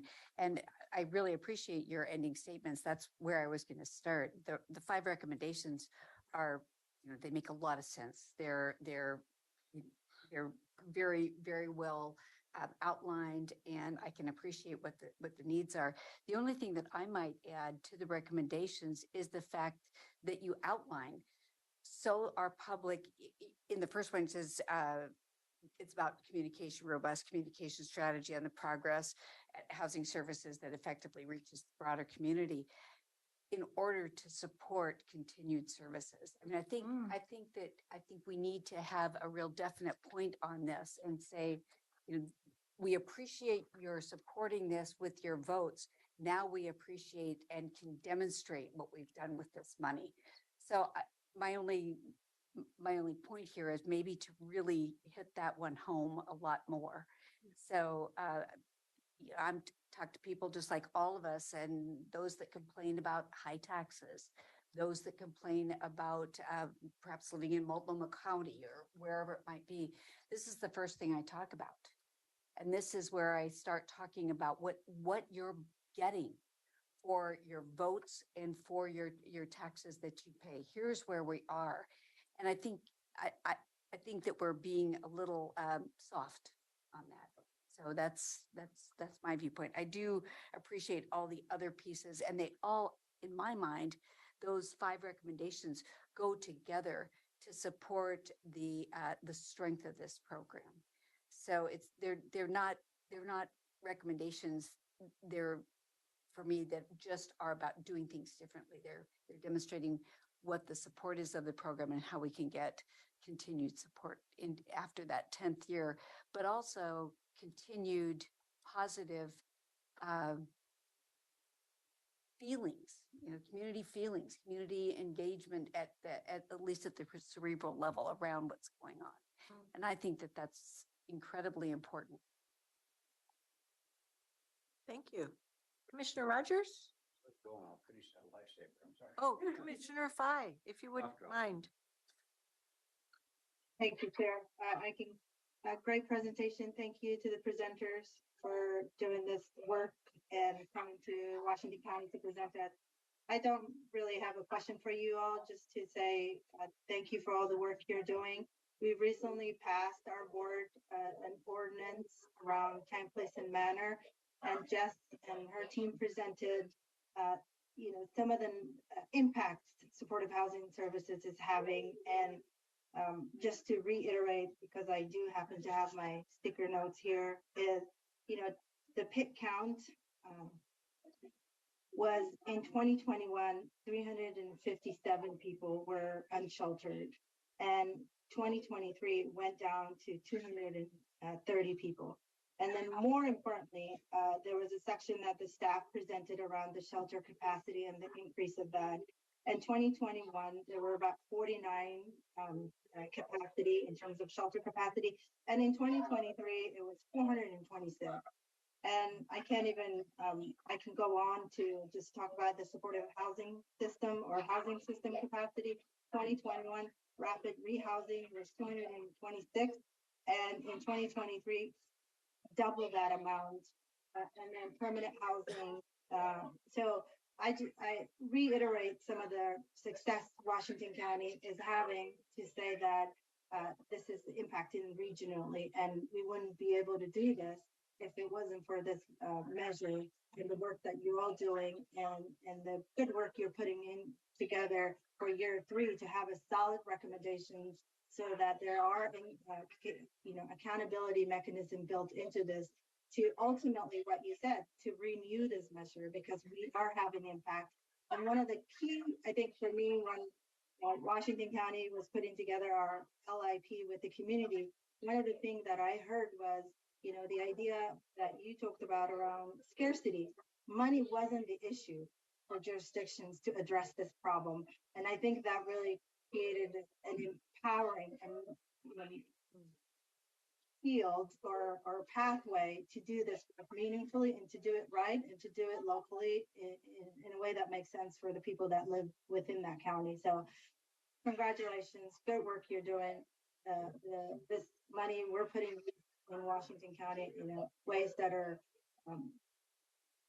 more inspirational than I can articulate in this short amount of time. But good work, and we'll just want to say congratulations to our team here in Washington County as well for all the work you're doing. Thank you, Commissioner Fike. Commissioner Rogers? First, I'm not going to infect you, I promise. I went to a conference where it was 90-some degrees outside and about 8 degrees inside. And going back and forth, and I had flights, and it was terrible cold. Everybody is excited about the program. Everybody's excited about the results. Here's 30-some page message to us today. It was well crafted, well done. I compliment you. I appreciate the independent oversight board. I think it was a smart move. It gives trust and it allows, I think, the voting public to feel that there's some watchdogs, if we want to use that friendly term, that are there, they're doing work other than just those who are elected. And so I think that's important. Appreciate your comments in regard to Washington County. We've tried very hard. We've been excited about the program, tried to implement all that. But I would be remiss if I didn't tell you there's another side. And the other side is that we don't know the statistics because you don't give them. But when you take half the public who pays no taxes, you take another 30% that are below the limit of paying these taxes. If you went around this room, I bet you very few people are probably paying into the metro housing. And there's others that are paying thousands and thousands and thousands. And we all understand we have a progressive tax system, but no skin in the game sometimes is a really problematic issue. And so I'm not going to tell you that everybody is running around pulling their hair out and turning themselves into fireballs, but I talked to tons of business people who are moving their operations out and tons of people who have money who are looking at relocating other counties, other states. Now, they may maintain their house here just as a vacation home, but they're getting second addresses. They'll take all their income out. So that worries me, particularly in regard to what Commissioner Willie was saying about the 10-year cliff. I think most of us have enough compassion, enough willingness that we want to see things continue, but we have to have a better story than let's just keep beating the same 10 or 15 or 20% of people up to keep this going. I think we need to have a lot more skin in the game from a lot more people, progressive, making it so it's not, this may be the same amount, but we have to do that. And we have to sit there and tell these wonderful stories that you're telling. Or frankly, if you end up with the top 20% leaving and you got the 80% who weren't really paying, who's going to pay the tax after 10 years? And what amounts are they going to pay? So I think it's a great program. I think it should be sustained. I think we should go on with it. But the way that I would approach things, and I guess it's because of my background and occupation, always start planning now, not at the end of 8 years and say, boy, the cliff is 2 years out. What are we going to do?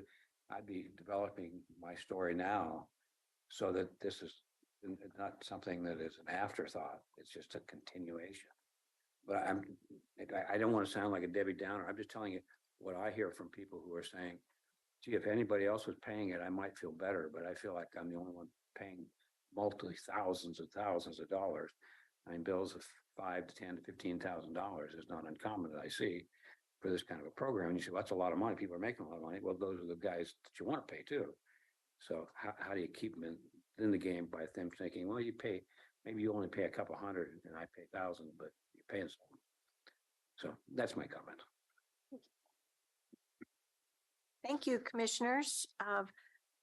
I did have the pleasure of hearing this presentation at the recent Tri-County Planning Body meeting and shared my comments, but I think they bear repeating.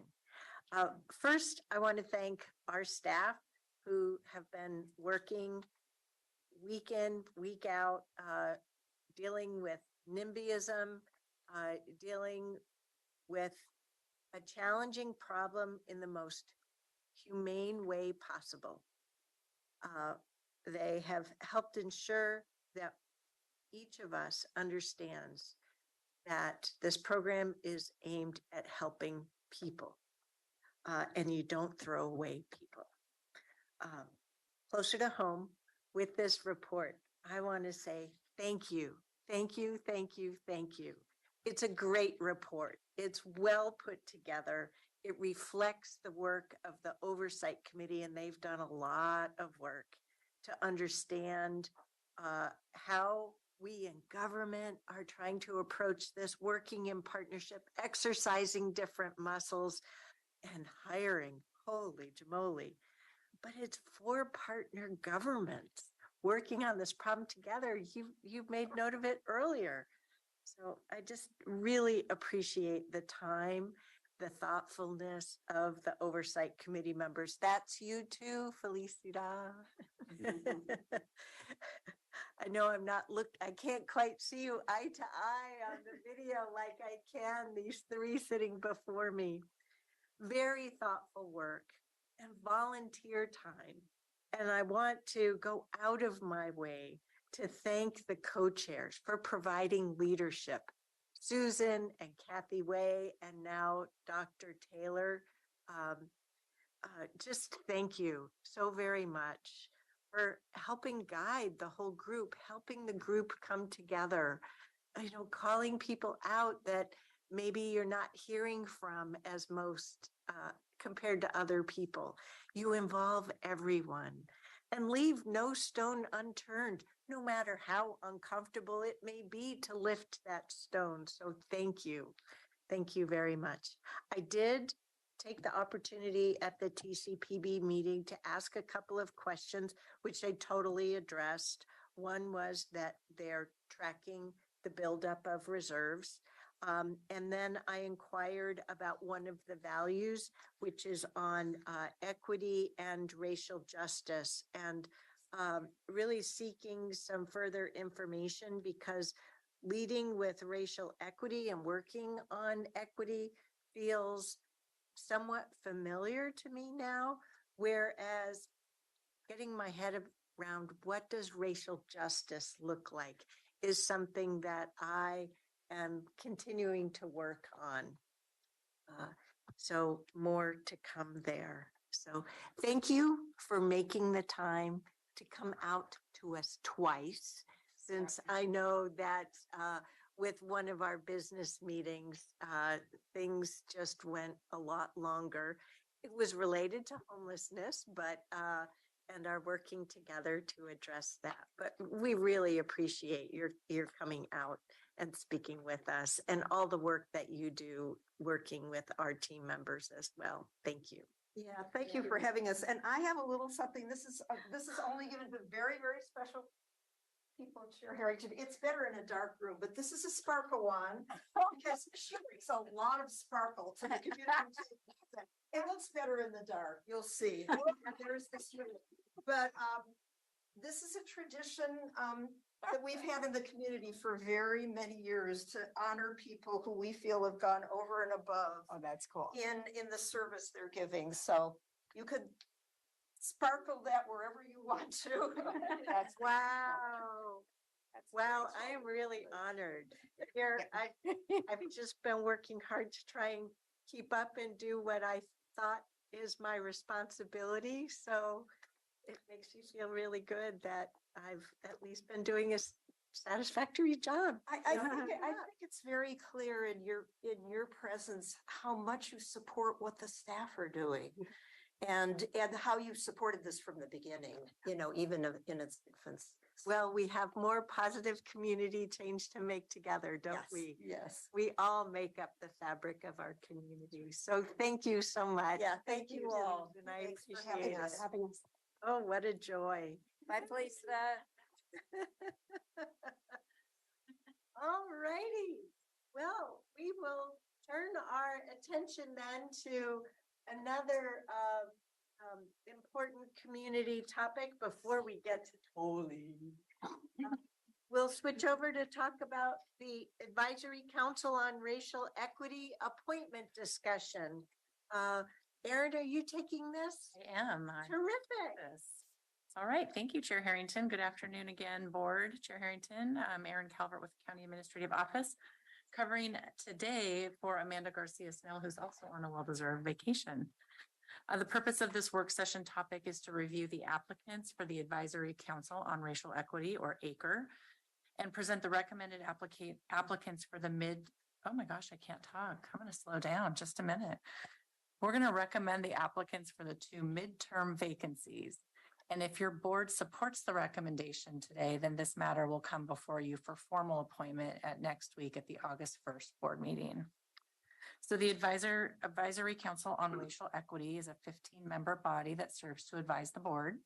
And recently 2 members needed to resign their positions for different reasons prior to the end of their terms. The council established a recruitment subcommittee that consisted of 4 ACRE members, and they reviewed the applications and conducted the interviews. The subcommittee selected the 4 previous top scoring but not selected candidates from the first recruitment period, and then 4 new candidates who submitted their applications during the last recruitment period for a total of 8 candidates. After application review and interviews, the subcommittee recommended 3 individuals to the larger council and asked for a decision for 2 of those to move forward to your board for appointment to ACRE. On July 10th, ACRE voted unanimously to recommend Fernando Lira and Ebony Samuels for appointment. I was no surprise there was an excellent pool of candidates and with a range of lived and professional experience. The redacted applications, the resumes if submitted, the member matrix, and then an applicant matrix can all be found in your packet today. I can highlight a couple of notes on each of the recommended candidates. Fernando Lira serves on the Sheriff's Office Latino Advisory Committee, as well as the ESPD and URMD Budget Committee. He works in banking, he's committed to EDI, and he lives in District 4. Ebony Samuels works with the houseless community in Washington County, serves on no other boards and commissions, and is also very committed to EDI. She is currently in the process of moving to Washington County, which is why she appears as a 0 on the district map on the matrix, in case you were wondering. Appointing Fernando Lira and Ebony Samuels would continue to maintain the mix of applicants who provide diverse ethnic, racial, age, sexual orientation, industry, and commissioner district representation. And with that, I'm happy to answer any questions. No, the subcommittee was a subcommittee of 4 members, not your liaisons. Okay. And when there was the interviewing or the re-interviewing of the 3, 2 of the 4 members were able to talk to all 3 of the candidates, and 2 of the other members each spoke to one, and they were different ones. Okay. So, But ACRE the whole committee did vote Yes. on these. So we did have a vote in that process. I was actually not there, but so it was, the whole team did look at these as well. any other questions or comments? Commissioner Fye, anything? No, sir, I haven't. Commissioner Willie, anything? Nope. Okay. I'll mention that I asked a question about different applicants who were already serving on other committees and their rate of coverage there or their attendance level. Fernando Lira also serves on our audit committee and on the housing advisory committee. So this is why since I didn't get an answer, I did the homework myself. And I found that we have a bunch of inconsistencies and corrections that are needed for our boards and commissions. But I learned more about where to find different information, which is always good. But what I found, we most recently with the ESPD URMD meeting, there were only 2 meetings and he was able to come to just one of those. And we talked about for different budget committees where it was difficult that we didn't have regular attendance. But aside from that, he has very regular attendance at other committees. So this is not a problem. I do hope that he will be encouraged to participate more actively because that is what ACRE requires. And the minutes for the other committees, he definitely is in attendance, but I didn't get a feel for participation. And ACRE is not a place to be shy because we're really trying to get their advisement and make positive change for the community. So I did that homework and that's why I wanted to just share that here. Since that is the benefit of information that I did not have previously. So when will this come to us? Chair, if you approve, it would come next Tuesday, August 1st. So it's a bit of Terrific. a quick turnaround, I think, just in an effort to fill the vacancies. That's wonderful. Great, great.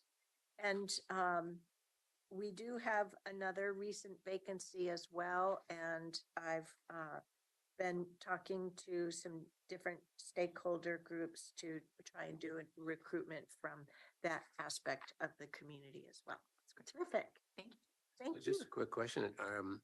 What is the intent to try and keep this balanced amongst the 4 districts? Because it's not. No, it is not. That is just there for our reference. The only committee where we look for district representation is with the Planning Commission and CWAC. Those are our only 2 committees where we look for that geographic spread as a decision-making point. So I do think, you know, we could work. We do need to have some sensitivity to it. But at the same time, we're also trying to make sure that your zip code is not a precursor for your outcomes. I also looked at it not from the standpoint of where they live and what district, but from ethnic group affiliations. And so we have a couple of members from the Latinx community, a couple from Pacific Islanders, 3 from Asian, a couple from the Black African immigrant community, and 1 from Black African American. And so we're onboarding a new Latinx person and another Black African American. Yeah, and I think that's probably more important, like you said, than geographic distribution. So I would agree with that. Yeah. Are you surprised at how many from District 4? I was, because this will be the 9th one out of 15. So 9th? I was surprised about that, but I like your explanation better than my question. So. And I hope I put that sufficiently well in a culturally appropriate and culturally sensitive manner.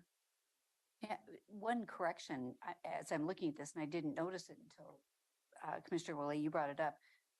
The chair is not listed as living in District 2. You don't have a district. So I'm going to say, I think you need that. As long as it doesn't have a 0. What did they give you credit for? Oh, yes, you live in District 2. Yeah. But District 2, and We can update just that. to your point about looking at balance in the districts too. So, but there's. A little touchy there. Yeah, I know she's kind of. Well, no, I. You know, I just and then think if she's you're gonna- pointed out the fact that she has 2 votes in No, I her do not. district. Oh, All right, I good. do think if we're going to list it, it should be. Thanks for looking out for me, Commissioner. Hmm. Well, that was all good fun. So commissioners, are you ready to keep going? We have a 60-minute topic. Yep. Did we all voted yes? Well, that Yeah, thumbs okay. up on that, yeah. Okay, good. Okay, tolling it is. Welcome up, tolling team.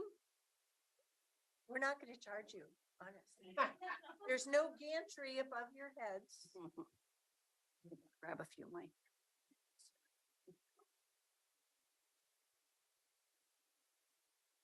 I feel like there's a for whom the bell tolls joke in there somewhere. Oh, I got to do a better job of telling funnier. All I got was groans. I don't know. Well, good afternoon, commissioners. I'm Stephen Roberts, Director of Land Use and Transportation. Jessica Pels, our LUT policy analyst, is with us. And of course, Aaron Wardell, our Senior Government Relations Manager. Yes. No, we were joking earlier. Somebody says Aaron and you can just hear the head swivel. I bring the recommendation that we have no more errands. I got overruled by this one. Errands. All the errands. Oh, that's There, yeah, I know. They're fabulous. Yeah. We're blessed. Mhm. We're blessed. I don't know what you call a group of errands. Is it a murder? Effective. Touche. Well, anyway, so with Aaron Doyle, thank you. So again, we're modeling our one Washington County approach to things. This really is a true team effort. It touches on so many different aspects of all the work that we do. And it is like an octopus, this topic. It just touches so many different things. So really appreciate Aaron being a valued member of our team tolling here. So we know that you may or may not be real excited about hearing about this topic yet again. But we do think it's important to just make sure that we're keeping you updated as this process continues to play out. And I'll preface just a couple of really quick comments before Aaron and Jessica take over. So we're really just looking to again, give you a flavor of where things are at right now in this process. We actually keep getting new information just about every day. So there's already a couple of things in your packet that are a little bit dated now. So we'll touch on some of those and then really Tolling was moving along so quickly. Yeah, right. Fits and starts. Oh, Fits and starts. And then really at the end of the discussion, really one of the things that we're really just looking to gauge from you is just to what level do you want to continue to be engaged in some of these processes that are moving forward? And in particular, today we'll be talking a little bit about a process to develop a list of what's called nexus projects. So things that are related to tolling, but not directly related to tolling. So we're is that the origin of why they chose the term nexus? right. Yeah. That's been a source of some confusion. Yeah. So the team will elaborate on that a little bit. And then we just look forward to having a good discussion with you after that. So thank you all. Oh, who wants to lean into it first? There are roles assigned. Oh. I'm going to start. So as Stephen said, I'm Jessica Pels, policy analyst for land use and transportation. Aaron and I have been having a great time working on tolling lately. It's been a really hot topic and there's a lot going on. So we'll start with our policy questions and then we'll come back to these at the end. Basically, we need some guidance on, there's a couple of things percolating in the different realms of tolling and we'll try to go through those. And so first is, do you support the continued work with our regional partners to focus on a long-term process for revenue distribution to local partners to address the impacts of tolling? We'll talk about this more throughout the presentation, but essentially the question relates back to the Nexus project list development, and then will toll revenue funding be available to pay for some of these projects? How will they be prioritized? And if they will be funded by toll revenue, should it be distributed to local jurisdictions to decide how to prioritize, how to schedule and budget the projects for development and construction? How do you want to be engaged in the process for finalizing the Nexus project list? The deadline is September 4th, which is very soon. We'll go through the timeline in a little bit more detail. And what further information do you need about the ongoing regional tolling implementation process? And I think that goes back to the regional mobility pricing project, which I will touch on. So first up, we're going to start with the regional mobility pricing project. We refer to this as RMPP. This is the one that is congestion pricing on all lanes of I-5 and I-205. The other one is the I-205 toll project, which was focused on the Abernathy Bridge improvements. And generating revenue to pay back the construction of the Abernathy Bridge seismic improvements. It was also intended to add the third lane to I-205 and do seismic improvements to 8 Tualatin River bridges on 205, and we'll talk about that a little bit more later in the presentation. The other elements are toll rates on a set schedule based on congestion patterns. Low-income toll program is anticipated to be available on day 1 of tolling. With the governor's pause, the new expectation is that RMPP toll collection will begin in the same timeframe as the Abernathy Bridge toll collection. This was a big issue for Clackamas County, that the I-205 toll project would start first and then RMPP would start a year or 2 later. So this brings them closer together, maybe a better impact that way.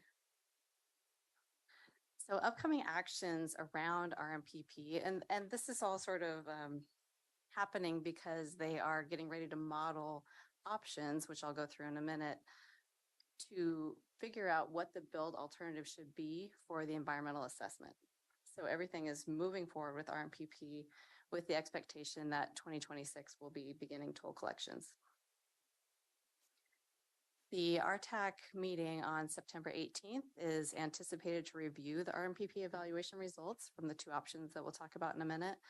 And they are supposed to provide a recommendation on which tolling option should be the build alternative for the environmental assessment. Recommendations to the Oregon Transportation Commission, who is the tolling authority for the state and the project. okay, thank you. Is that the committee that Nafisa's on? Yes. Yep. Commissioner Fye and Rules On the RTAC. she's on RTAC. Yes. So that's why I'm asking. RTC, that's right. So the Yeah, when you RTAC go- would be making a recommendation. Our RTAC is where Commissioner Fye sits. OTC is a state level appointed committee. So you just gave Commissioner Willie the answer that it was OTC. The recommendations would be made. To OTC. Got it. I'm just trying to come up with that map in my brain. Yes. Before you go further in RMPP, I need a 30-second elevator speech on where else in the country are they doing congestion pattern tolling, this schedule based on congestion patterns here in the United States, not elsewhere in the world. I believe this will be the first. It would be the second. New York Aha. City. New York City. Well, that's Just They, that away. the federal government, I think it was last month, finally approved the first application for a congestion pricing process in the city of New York City, where it meets. I can't give you so more. no one is actually Manhattan. experiencing it yet. Correct. Okay, okay. Helpful to know. On the interstate system, there might be states that are doing it at state facilities, but we're not aware of that. Could you ask? Yes, we can ask. Yeah, thank you. Could you also ask for all lanes? On New York, well, yes.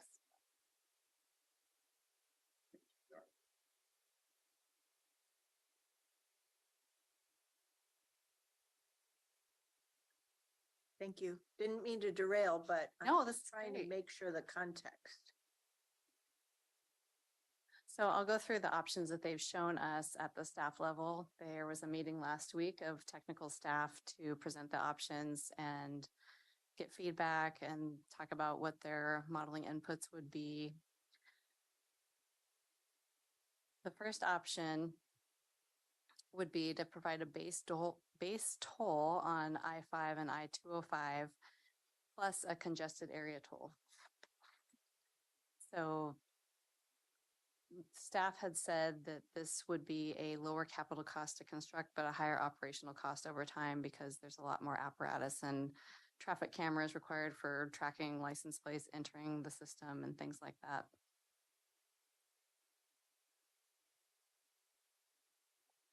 Options 2A and 2B are very similar. And again, we don't have the technical information about these, but they will be both included in the modeling. This is a toll zones approach. So there would be not a base toll, but then there would be the toll zones would have their rates set by congestion patterns. So some toll zones might have higher rates than others. And so they'll model these options to see what the effect on driver behavior is, the impact on reducing congestion, travel speed, diversion to other facilities and things like that. ODOT staff has said this option has a higher capital cost to construct, but a lower overall operating cost. And this is more related to mainline gantries that would assess the tolls through transponders and things like that.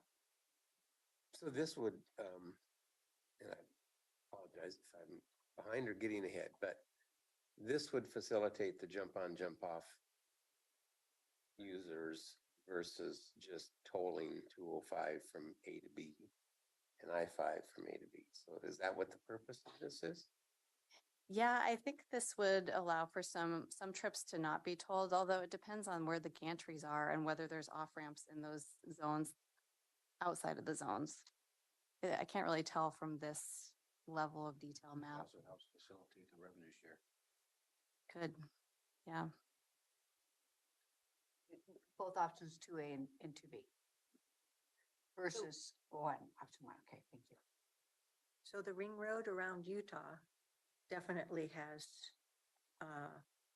the level of entries that it feels like the option 2s require.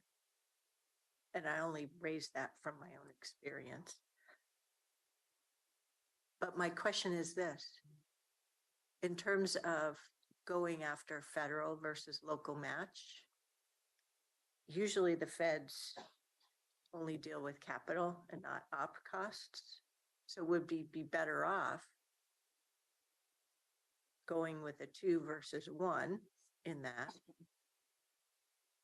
You know, how do we get a feel for whether one's a single dollar sign versus another being a double dollar sign in terms of overall cost? And then the other is, since there's so much concern about diversion, out of these 3 options, does one give us more comprehensive data about diversion than any of the others? And that's really hard for me to understand.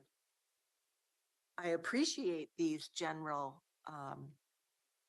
choices, but I don't know how to provide guidance beyond that set of information. Yeah, and I think that's part of the struggle. We haven't actually seen the modeling analysis from these yet. So we're just starting to learn a little bit about the options, and we'll see what the modeling results are sometime soon. Well, and I hope the modeling results will give you information along the lines that I was just saying I'd like to be informed. And I think it's really important that we identify these areas where you want the information. That's why that third policy question is there, so that when it does come to our tech, we are prepared to seek those answers at that meeting with the thought process of how we get that information back to you, so that you can continue along this journey along with us as they change it from day to day and week to week. And we don't want to come back here every week and go over this again, but getting that information out of that RTAC process, making sure that these are the types of issues, the ability to cover operations, the ability to recognize and fix diversion issues.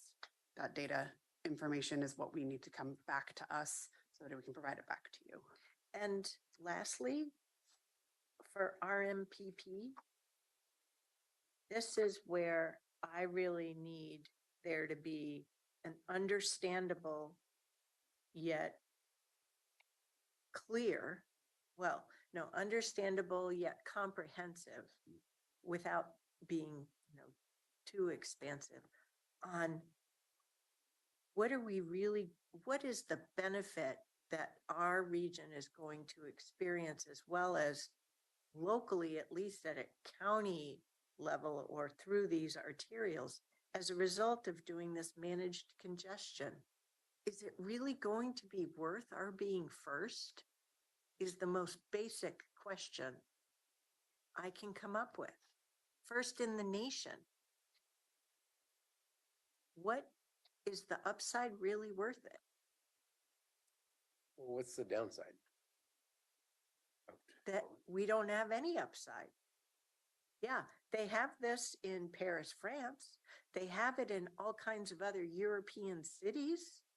There's one in the Scandinavian countries, I can't remember. But this is going multiple jurisdictions. Right? So what is this actually, how is it actually going to benefit us? If the highways are clear, but nobody can get around on the local surface streets, there's no upside. So that's where, at the fundamental level, I just can't explain why it's so important that we be the first in the nation versus just basic tolling. You know, when I look back to that first committee that I sat on, and it was a long time ago, it was, yeah, something like that.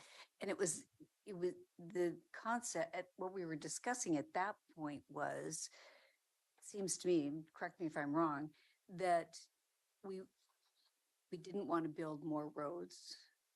We didn't, no more asphalt, but at the same time, we needed to deal with congestion. And it was, and the focus wasn't necessarily just the diversion of traffic, it was also the diversion of time. So Reliability. well, so making, you know, asking people to make their trips at different times or forcing them by cost constraints to travel at different times of the day. So that's what I remember from back. We do, because we do such a good job of forcing people to. I'm Catherine. I know you're trying to sell me and I'm. No, I'm not. Oh, I'm not trying to sell anybody. What I'm trying to do is just remember, how did we get to here? That's what I'm talking about, is how did we get to this point where. You might remember, not to interject, but you might remember, Jack, 218, you're talking about that, and then before that, it wasn't a unanimous opinion that there would be no more services. There were improvements that needed to be done.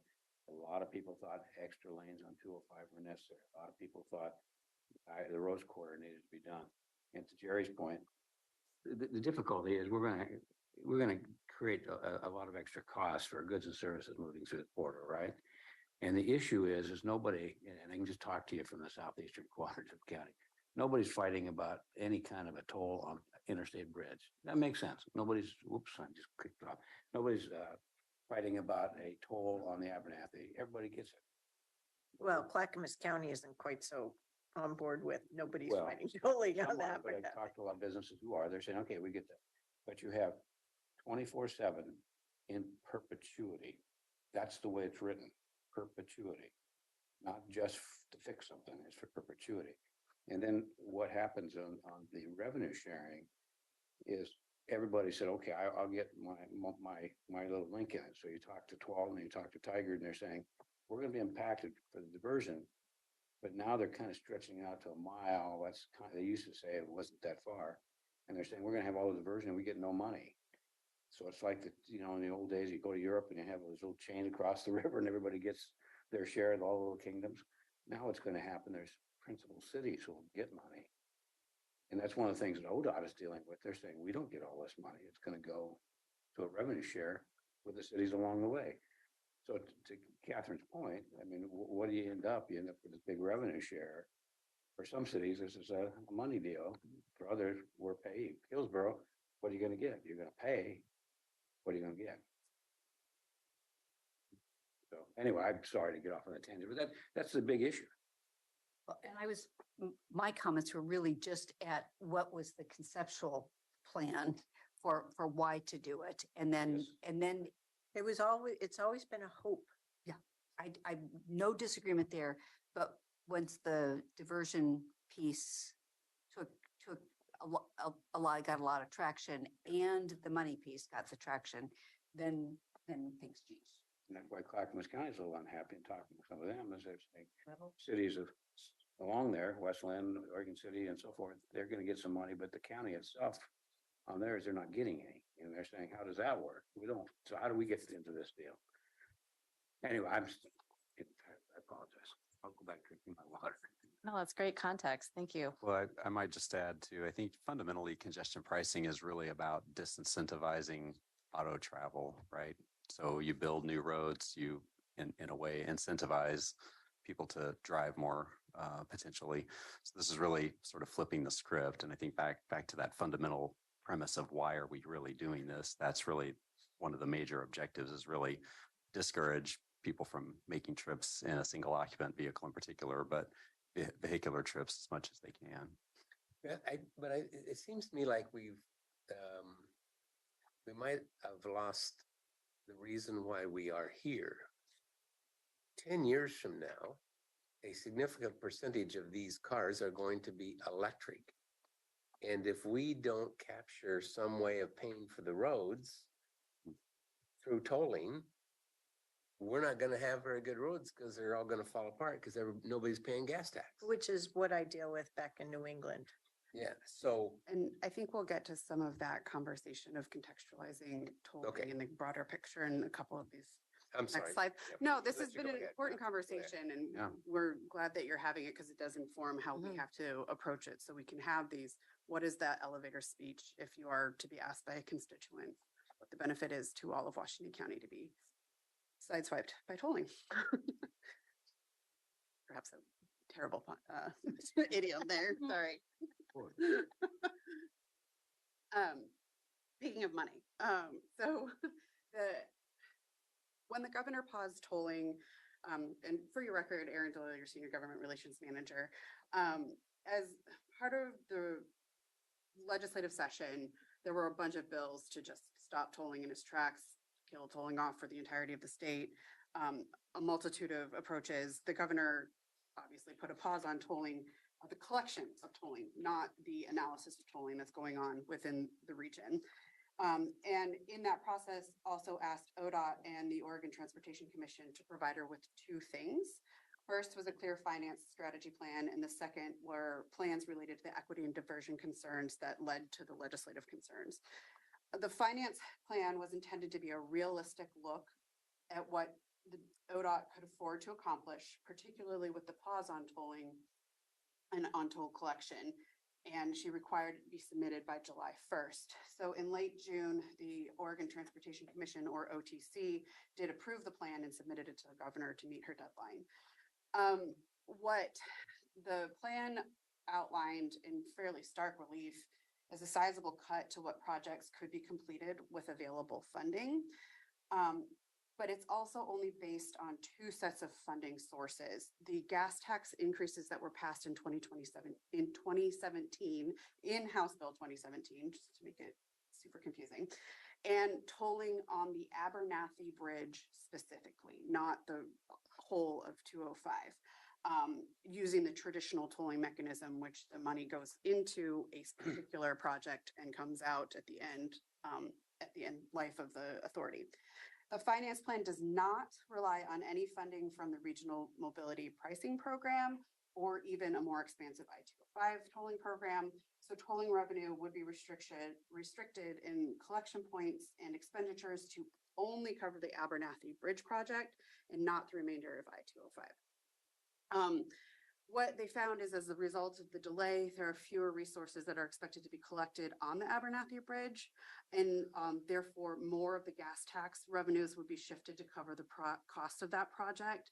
And ODOT's financial plan only calls for $1.1 billion in expenditures and is going to focus it all on the 5 projects listed on the slide. So Abernathy Bridge construction and completion, advanced design work for the Rose Quarter, basic planning work for the I-5 Boom Bridge Improvement Project, which was added in the 2021 session to the list. But that's basic planning. It does not include environmental review, design, or construction, and then the back office systems to operate tolling. To address these major projects, as well as the needs for diversion and transit investments, the state has to look to additional resources according to the plan. They've also noted that even further project cuts would be made if the I-205 tolling on Abernathy Bridge does not move forward at all. And this could have spillover effects on the statewide transportation improvement program, also known as STIP, if additional resources aren't identified to cover that lost revenue. So all of this is really vital to understanding what the RMP option selection is. It provides additional resources if regional tolling does move forward. So knowing what your options are and how much they can collect will increase the pie of revenues to pull from. But we also have to look at what Jessica's going to talk about next related to the Nexus projects. As your board has heard before, collecting this list of projects that are talk about impacts on or relief from diversion has proven concerning to regional partners, as we don't have a sense of what the total revenues could be expected to be or how they would be shared. And the finance plan has highlighted how funding from a variety of streams beyond tolling have been brought to bear to meet 2017 expectations so far, but we still don't have a complete enough picture. So that's the background on the finance plan, but it's basically saying we have a lot less to do the same projects that you thought in 2017. Oops, sorry. Oops. I hit the button. Okay, I'm going to shift gears a little bit and talk about the Nexus projects discussion. This is then now getting a little more specific. I think we had previously shared with you that Aaron and I have been meeting with the regional partners staff to talk about this Nexus project list development idea that came up at the Regional Toll Advisory Committee meeting in June. And we had a lot of questions about the purpose, the coordination with the public transportation strategy list, work that had already been ongoing before the Nexus projects list idea was produced at RTAC, and the potential funding, as Aaron said, and then how would projects be prioritized? What would be the metrics to prioritize them? And so many of those questions are still unanswered. However, the timeline is moving forward, and they are expected to do the call for projects starting July 31st. So it's very soon. Hopefully we will get information from ODOT about that.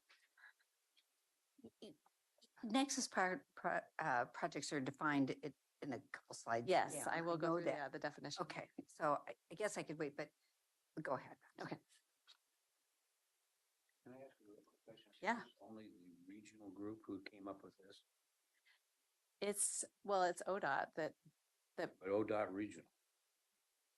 'Cause it's I- the The UMO, the Urban I was just Mobility curious, 'cause Office. Yeah. I heard at the statewide level, they were talking about, well, wait a minute, maybe some of these funds collected that our folks are paying ought to be spent more statewide. Oh. Well, they have told us that they're not ready to talk about revenue until 2024 when they have idea about revenue projections. Okay. They've also told us that revenue collected from tolling has to stay in the corridor. And so there's some, Who is they though? well, ODOT has said that is it federal statute and Oregon Constitution? The I think. ODOT has pointed to a couple of sources of authority to limit how and where the funding can be spent. There are federal restrictions related to the corridor, and then the types of projects that can be paid for have restrictions in federal and state law. Well, that takes care of congestion pricing right there. The congestion pricing is the federal program, so it becomes part of the environmental study, all of those impacts. That's why defining the project at the beginning is really helpful for figuring out if diversion can be addressed within the corridor as they've defined it, which you'll get into. Yeah, we'll talk about that a little bit more detail. And it's important to note. No, Oh, wait, what I'm picking up on, and maybe I fundamentally just don't understand. If the revenue from tolling can only be used within a defined corridor, then that means anything if the impact is felt in any way on the edge of the corridor, then we can't address those areas outside of the corridor, right? We'll come back to, I Okay, think in a few I'll slides, hold we'll my come back to the corridor. It's a convoluted definition and we'll tear it apart a little bit. Take a look at it. If it's It is a challenging, it is very challenging because there are very layered rules, regulations, but there's also opportunities to define things locally and through the process that is established to define the corridor. But so everywhere they say tolling, if you just cross it out and say sales tax, right? We're a state that hasn't been successful in getting constituents to value a sales tax, right? So what makes us think that all this convoluted is going to be appetizing to our constituents who would be paying it? That's all. Sorry. I know I'm preaching to the choir here. I will ship it until we've had a chance to go through all your information. Well, before I leave this slide, I want to just note that ODOT has said Nexus projects will be in addition to projects likely required for NEPA mitigation. And that's the, oh my gosh, National Environmental Protection Act environmental assessment that's required for federal projects. And when they do the modeling and the NEPA assessment, it identifies areas that have to be mitigated because there's an impact on adjacent roadways or intersections. So these would be projects in addition to those that will have to be funded by ODOT. Sorry, Jessica, if you could go back for just one sec. So we pointed out a little earlier that the analysis work for the RMPP project has not been completed yet. So the environmental analysis or the NEPA process is where the mitigation requirements would be identified. And then I thought we should also just touch on the fact that we just received, I think, an email yesterday that ODOT's actually revisiting the environmental analysis that was completed for the I-205 corridor because the project has been scaled back now, not adding the third lane due to the financial constraints that we talked about earlier. So they're actually having to amend their environmental analysis to reflect the reduced roadway capacity on I-205, which may affect the mitigation findings that we previously saw for the 205 corridor. State legislatures should be required to take a test to see if they understand all of this before they vote to move forward with it. Or OTC members, because I wish that would apply to a number of things. Yeah.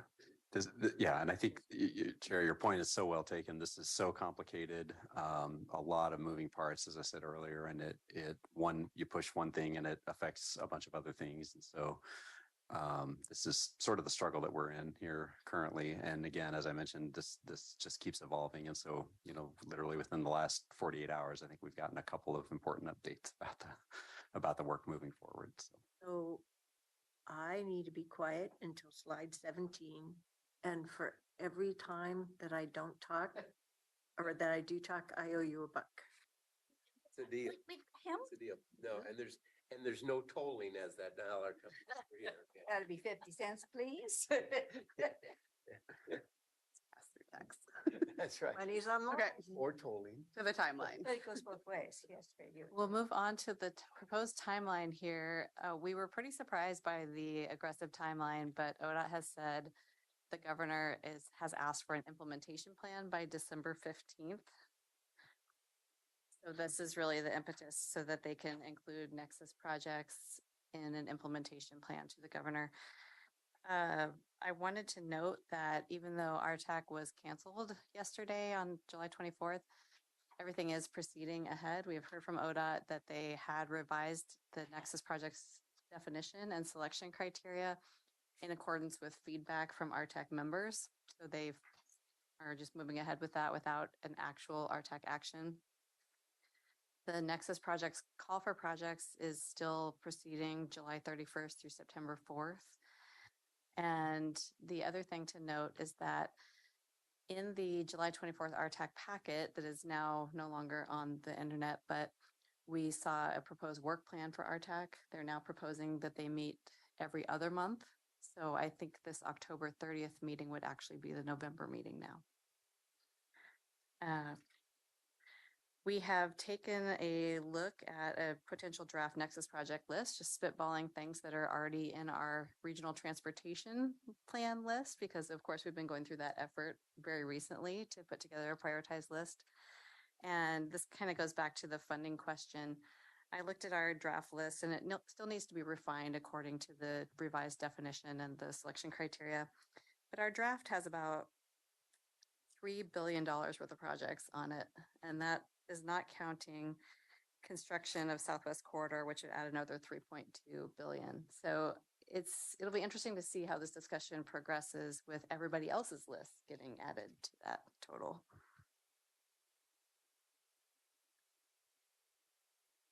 Here's the revised Nexus projects definition.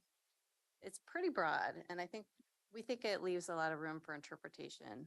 So Nexus projects are pedestrian, bicycle, roadway, or other mobility projects that would complement a tolling system on I-5 and I-205 in the Portland metropolitan area by supporting congestion relief on a currently congested corridor that may become more congested with implementation of tolling, or improving access to public transportation, or improving mobility options on a toll highway traffic diversion corridor, and providing access to opportunity or addresses transportation-related disparities and barriers experienced by the toll project's equity framework communities. We think that this provides some flexibility with if a project isn't necessarily in an equity framework area as identified on the map, but potentially provides access to or from, or that sort of where people live and where they work. I think we could make some cases for that. And then here's the slide with the map of the 1 mile corridor. As Stephen said, this definition is pretty convoluted. So it's generally 1 mile of the tolled facility, or as defined through the project specific analysis as being impacted by the project. Of course, in Southern Washington County, we heard at the WCCC a lot of concern about Highway 99 impacts. Highway 99 is obviously more than a mile away from the corridor, but we're going to push, we'd like to continue pushing for Highway 99 to be considered as a facility that would have impacts, and also the facilities providing access to Highway 99, such as 124th, Boone's Ferry, Boone's Ferry 72nd, those sort of projects.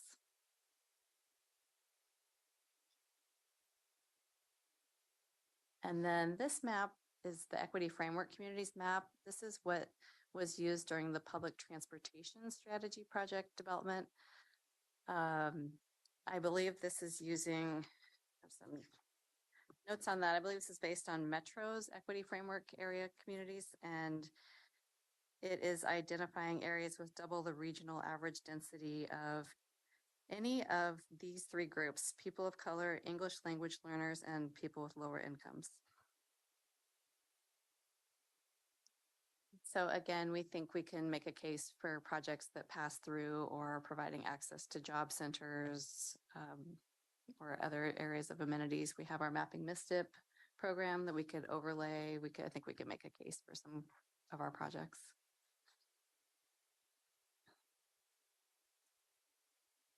The selection criteria, so again, we haven't gotten any metrics on any of these selection criteria, so we don't know exactly how they would be measured, but there's the category of congestion pricing nexus, which includes project location, safety, network connectivity, congestion relief, and access to transit. The category of equity, which includes project location of serving equity framework communities, benefits, access to job centers, and climate for reducing greenhouse gas emissions or encouraging multimodal transportation use. And then a project readiness category. So whether projects are included in a regional transportation plan or have had some planning done or public engagement.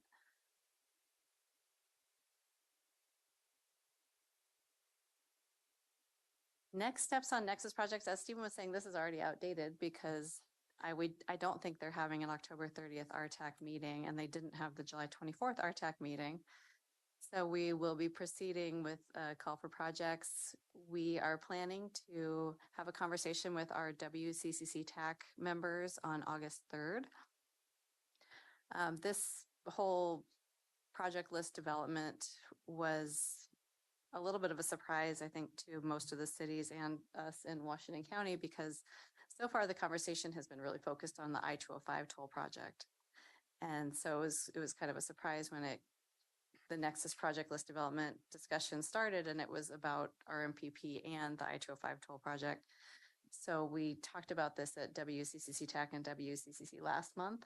or this month, I guess, in July, and there was a lot of unaware reactions. So it's bringing everybody up to speed. And our project list that I talked about a few minutes ago, it includes projects from our partners as well. So we plan to present that list and ask what we might be missing, what they would like to add, and then we'll have that same conversation at the August 14th WCCC meeting. And then at the September 18th RTAC meeting, I think will be after ODOT has had a chance to evaluate the projects according to the selection criteria, and we'll present them to the RTAC. So the regional conversation is not the only conversation we're going to have this year.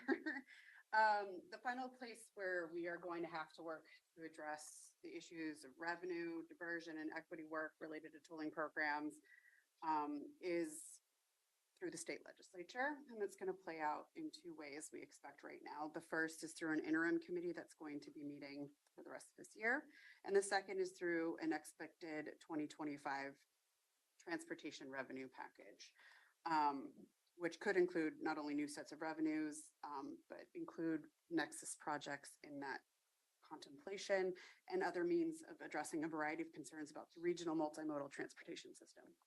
So related to the interim committee, on May 1st, legislative leaders announced the establishment of a special subcommittee on transportation planning, which is going to serve as a subcommittee to the Joint Committee on Transportation.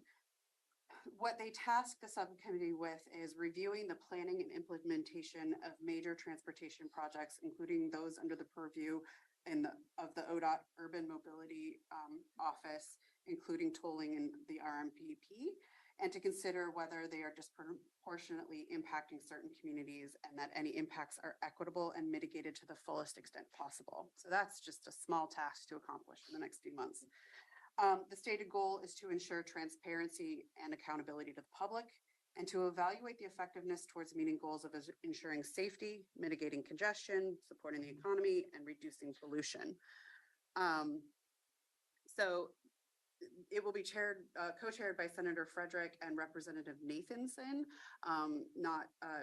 Representative McLean is still going to be working on the IBR in the interim. They're going to be meeting publicly during the 2023-24 interim and make recommendations for consideration both during the 2024 session and possibly into the 2025. Part of the work that we have done with our regional partners prior to where we are now is to push back to include conversations about revenue sharing to local governments explicitly, particularly given the needs to address diversion that will come off the interstate system and onto local roads. We are hopeful that as we collect the Nexus project information that ODOT has asked for, that we can fold that into a concept of with a discussion with the legislature to address this known shortage of revenue.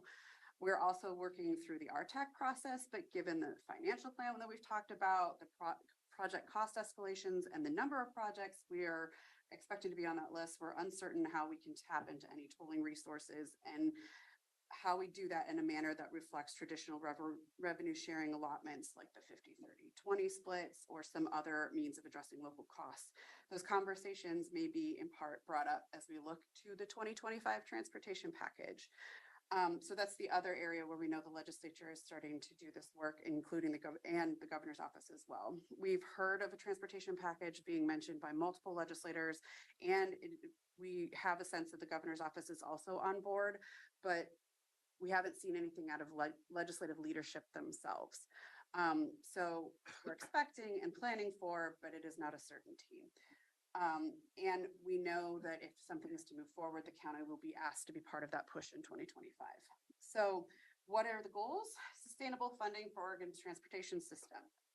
That's the biggest goal. And it's not just about tolling. It's not just about one type of revenue. It's really looking at a few things. ODOT has an operations and maintenance budget that is facing a structural shortfall.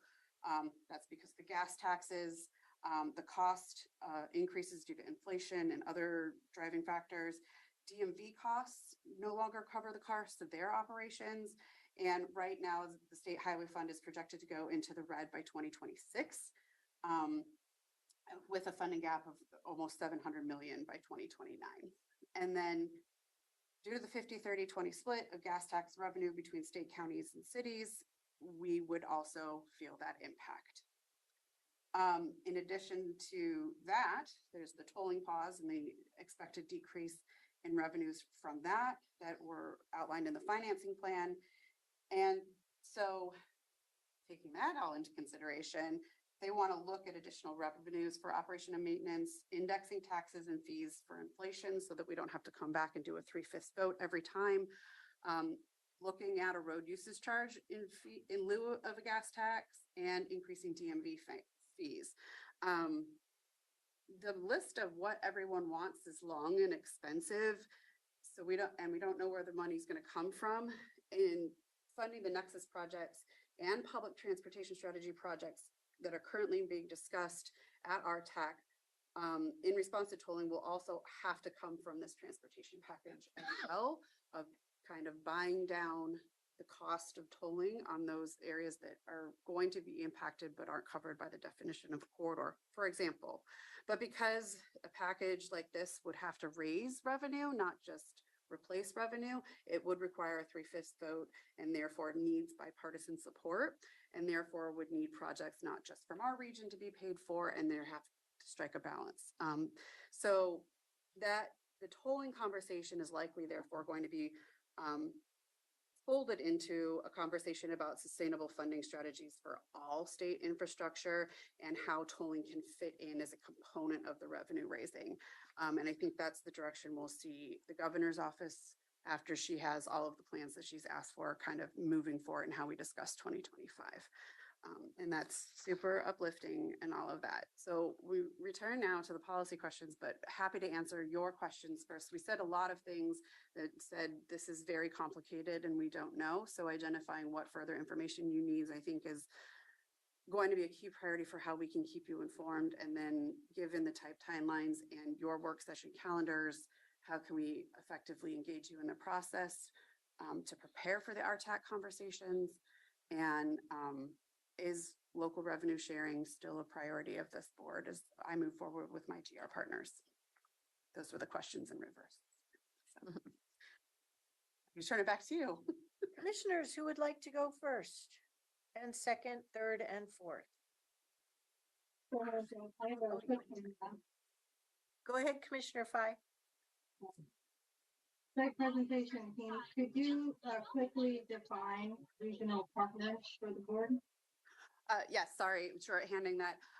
There are core contingency of government relations and technical folks that meet from the 3 counties, Metro, TriMet, and the city of Portland, just because we have both. And that is the core group, but we also do outreach to our other constituent cities to have conversations with them and help coordinate the process that way. But those of us with lobbyists lobby and talk with each other, and also includes the port in that.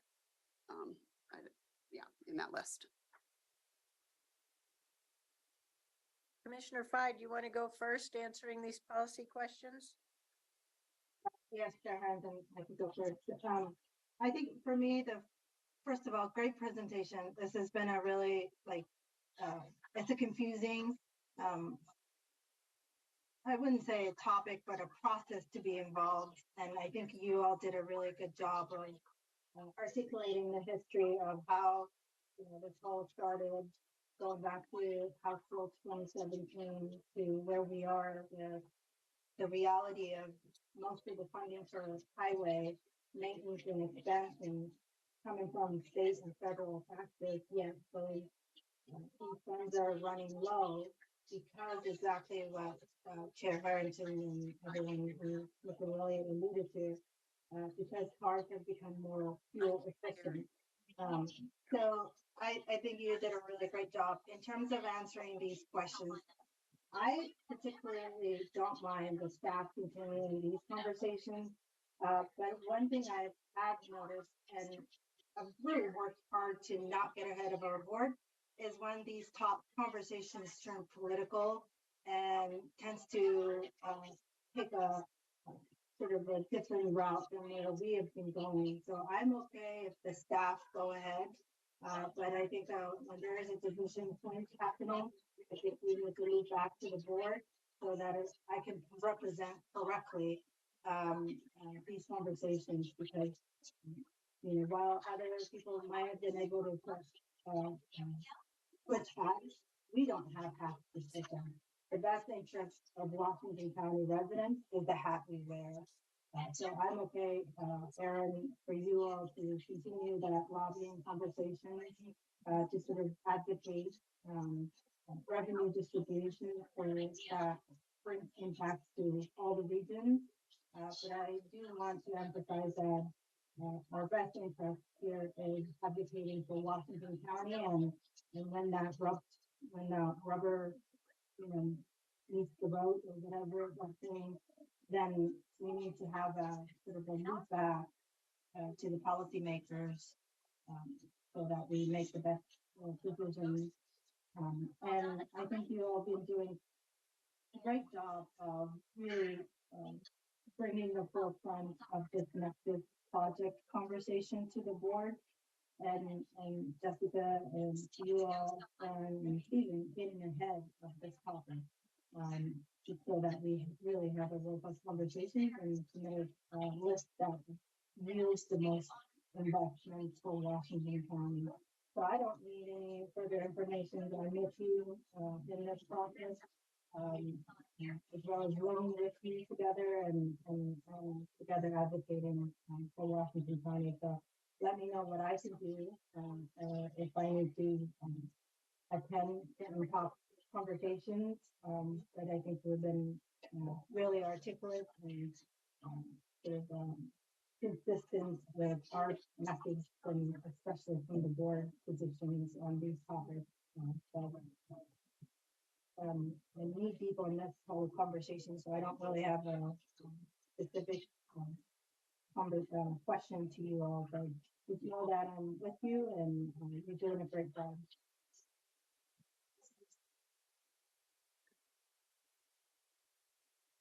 Who else is next?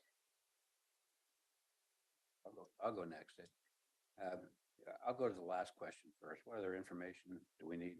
Tons, lots. You're not gonna be able to provide it, but I would certainly encourage you to remain diligent and involved. That's the last one. The first one, do you support continued work? Of course. I mean, we've got to be there at the table to know what's going on. But the point was made, and I think it was by the chair, and that's one of the things that a lot of people have been arguing for a long time. With the diversion issue, the broader you define the projects and the wider you spread those costs, the more expensive. So if you want a $50 trip, you'll have nobody on the freeways, everybody in the cord, you know, all of our surface roads, and we will have not accomplished anything.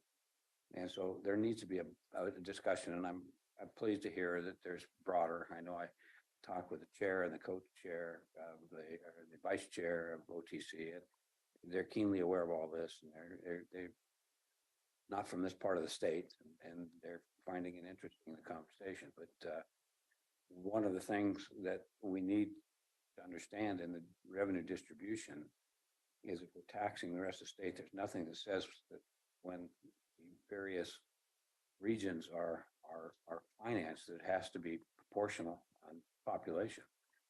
So the rest of the state might say, well, I can't find nexus, obviously, as we're defining it, so we're not getting anything out of this, but we're paying.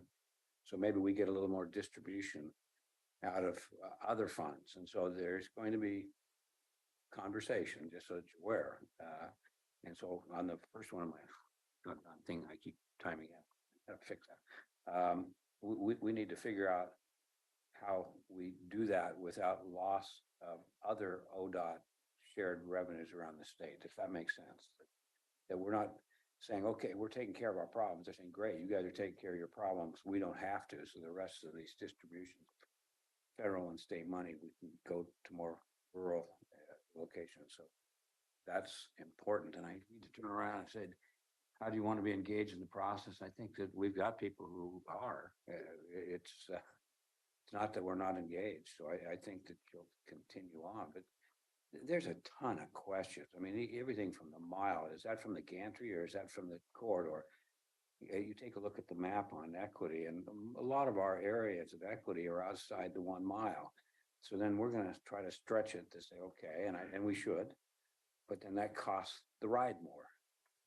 And then ODOT's sitting there saying we don't get the entire dollars because everybody's taking a cut along the way. It's just the bridges that we're financing. So that's an issue. So what are these projects that we're defining? In the list, we're saying, well, what kind of information or what kind of input do we want on the projects? I don't know what the projects are. Nobody's said that yet. I mean, so the whole thing is really moving quicker than we have an opportunity. And these are artificial deadlines. So I'll say. yeah, they're the state's deadlines, and we tried to push them out as well, and that was not effective. I think the big question for us is we are going to WCCC to talk about, did I say enough C's? I think so. There is going to be a conversation at that table. Do you want, one solution might be to bring it in a memo form to this board, and you can, during your leadership, give us a thumbs up, or, you know, because there's not a lot of time in your work session, or do you trust the WCCC process to have identified sufficiently what should be on that Nexus projects list as we provide it to ODOT through whatever form they're going to magically come up with? And just to add that because of these concerns, ODOT has said it's not a static one point in time list, that it's iterative as we learn more. Have we done that before? Sorry. An iterative list? Don't know. Have we done an iterative list before? Not in my lifetime. I would say that I think the RTP is an iterative list in some ways. I mean, you put a list on there, but you amend it. So as a over region, we time as have- a need. And Amend the whole plan. But on a these, regular basis, not yeah, just one. Yeah. I would say this particular process seems quite unprecedented, yeah, for anything that any of us have worked on in our careers.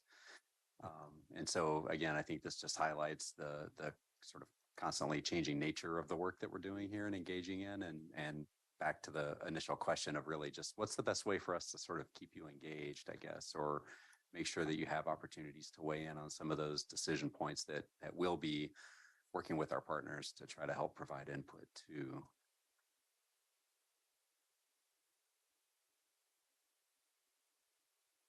Two of you? I'm really interested in hearing others' thoughts. Frankly, I'm overwhelmed. And yeah, I'm just telling you that I don't even know how to answer these questions. I agree with Roy on the first bullet. Yes, we obviously have to stay engaged because I don't want it to happen without us. You know, so that's my biggest concern there.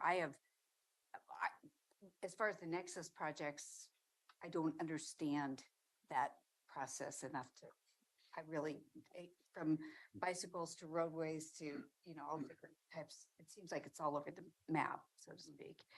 And as far as what further information do I need about the ongoing regional polling implement, everything. You know, I'm sorry, but I really am just kind of sitting here a little stunned as far as where do I think we should go? So I'm leaning on my fellow commissioners to provide information as well as far as their thoughts, and certainly on staff. Mr. Willie? Well, and I'm gonna jump right on board with you, Pam, on, I am also overwhelmed and frustrated. Whatever happened to the, keep it simple, stupid theory? Why can't we just collect this money and allocate it 50, 30, 20 and be done with it? That process seems to work, doesn't it? So I don't know. And if you want to screw up a project, get into the weeds before you even start. So everybody's paranoid about they're going to miss the funding part of it, or they're going to be impacted by all kinds of different things. You know, let's not lose sight of why we're doing this. ODOT's going to be bankrupt in 4 years, and we're going to have crappy roads. 2.5. 2.5, even better. So, well said, Pam. Yeah, I'll kick it over to you, Chair. Okay. I have a set of thoughts that I wrote down before the presentation. And I have a set of thoughts, and some of them may be in conflict. I'm going to start with the end in mind. First one, do you support the continued work of all you certifiably smart people? Absolutely. Do I want to be engaged before the September 4th deadline? No, I don't, because this isn't clear to me. And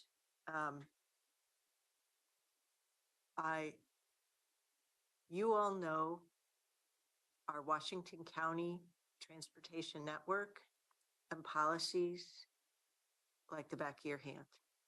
So I have every confidence in how you would proceed and just do the best you can in this very strange situation. With regard to number 3 and the sum total, here are a few thoughts. Maybe if I-5 tolling is successful, we won't need Southwest Corridor. Because after all, that portion of I-5 is our key bottleneck for our whole region. So we need other transportation solutions. Well, this could solve that. I don't know. This feels a little bit to me like sausage making without having the collection of ingredients, let alone the balance of ingredients that you need to make tasty sausages that anybody would want to eat. Yeah, because there's a whole bunch of stuff. Something's going in, but I don't know what it is. With regard to the 2025 transportation package, one of the board members here will need to be active on the AOC Transportation Committee, and it won't be me.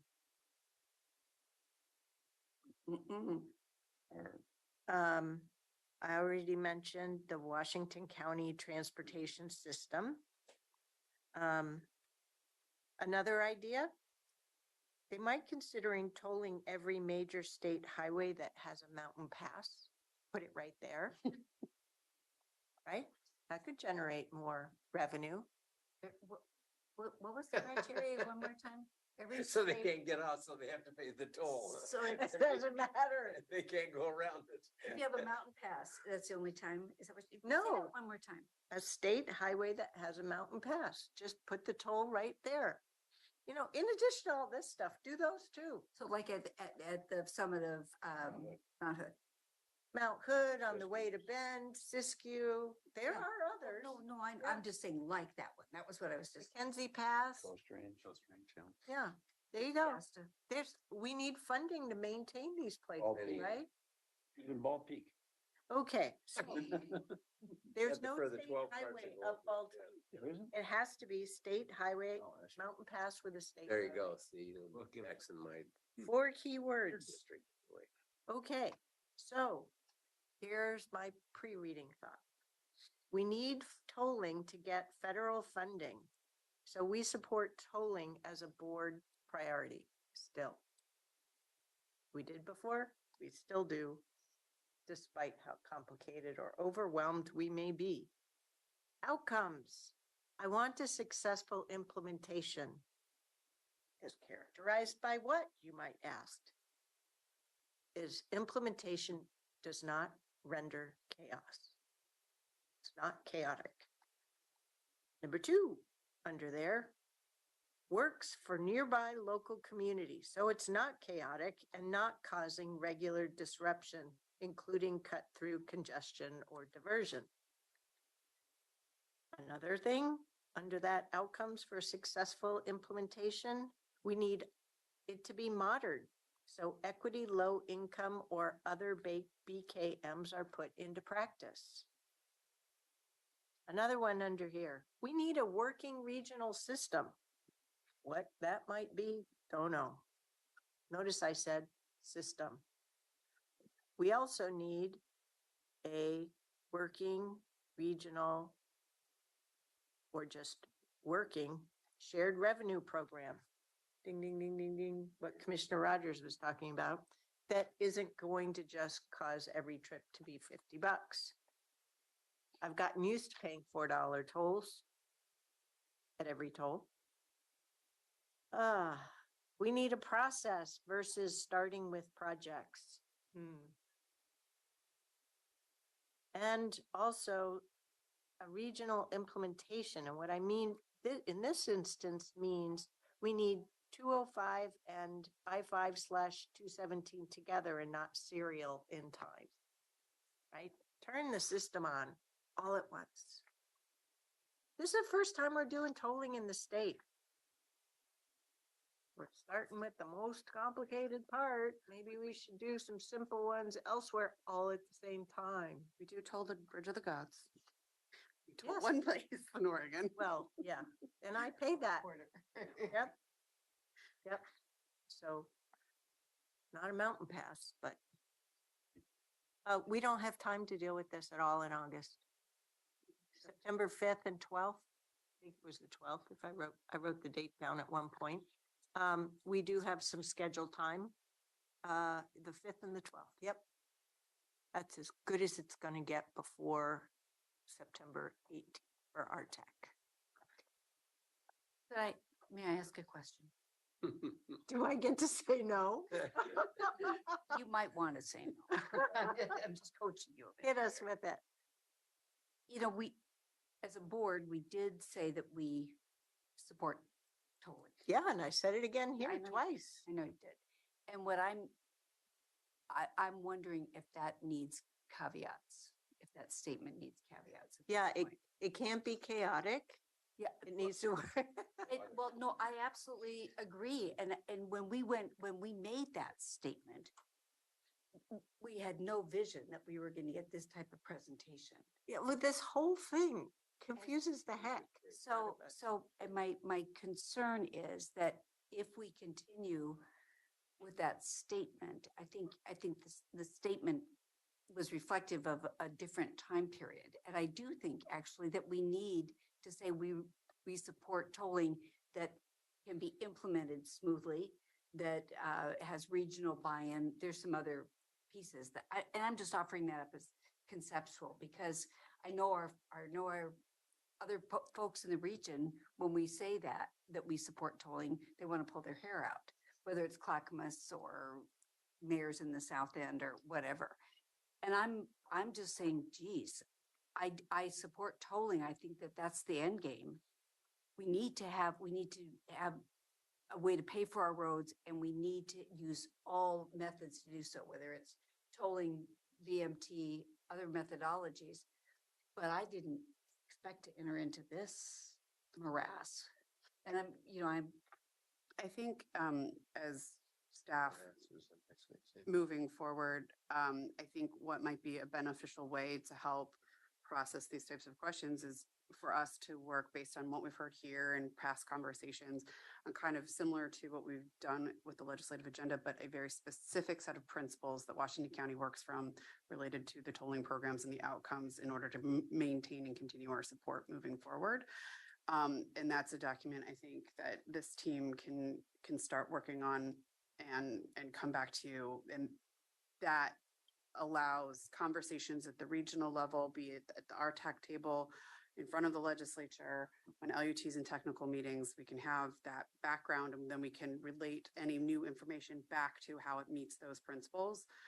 Would that be a beneficial exercise for staff to undertake and bring back to you for your consideration? No sooner than September 5th. Yeah, I'm not asking to do this work in a week.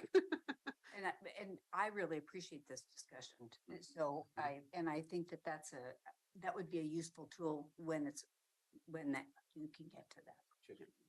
And it means one of those principles is that we can explain it. Fair enough. In layman's terms. In layman's terms, in 5 minutes or less. I just say that, I've had severe reservation. When I get to other groups, I say that this group supports tolling. But I can't explain why. And all of the issues we're talking about today, we were talking about 2 or 3 months ago, as being problematic, and they've risen up, and I'm glad they are. I think all of us are now understanding that this is a very complex issue that needs a lot more discussion. So I like the principle base. You can't explain it. How do you support something? It just doesn't make sense. By the way, that was Stephen's idea. Well, I just said it out loud. My eyes aren't good enough. You got a tux shirt on? No. No, him. Stephen. Has a black button? Oh, okay. No, they're blue. I was looking at that. He's not wearing a tuxedo. Oh, yeah. Well, I have an after Oh. work engagement. Yeah. Just slip the tie on. Yeah. I missed the bow tie. I thought he was ready to go. He plays in a band. Which band is it? He does play. Thank you for trying your absolute best every single day. It does. Well, That's and I sweet. also want to thank all of my fellow commissioners here for, and Nafisa, you as well for your work on this, but it feels like we're sharing this weight and I appreciate that. Mhm. Yeah, we really appreciate the feedback. This is super helpful for us. And I think that appreciate the sympathetic sort of acknowledgement that we're struggling through this process and we're sort of apologetic, I think, for pulling you into it so often. But here we are. And thank you again for your input. Go Team Washington County. Thank you all. Thank you all. Thank you. Thank you. So is there anything we need to be aware of before our business meeting at 6:30? I don't have any other updates, Chair. Terrific. Then this work session is hereby adjourned. I'm gonna go put on a tux. Oh.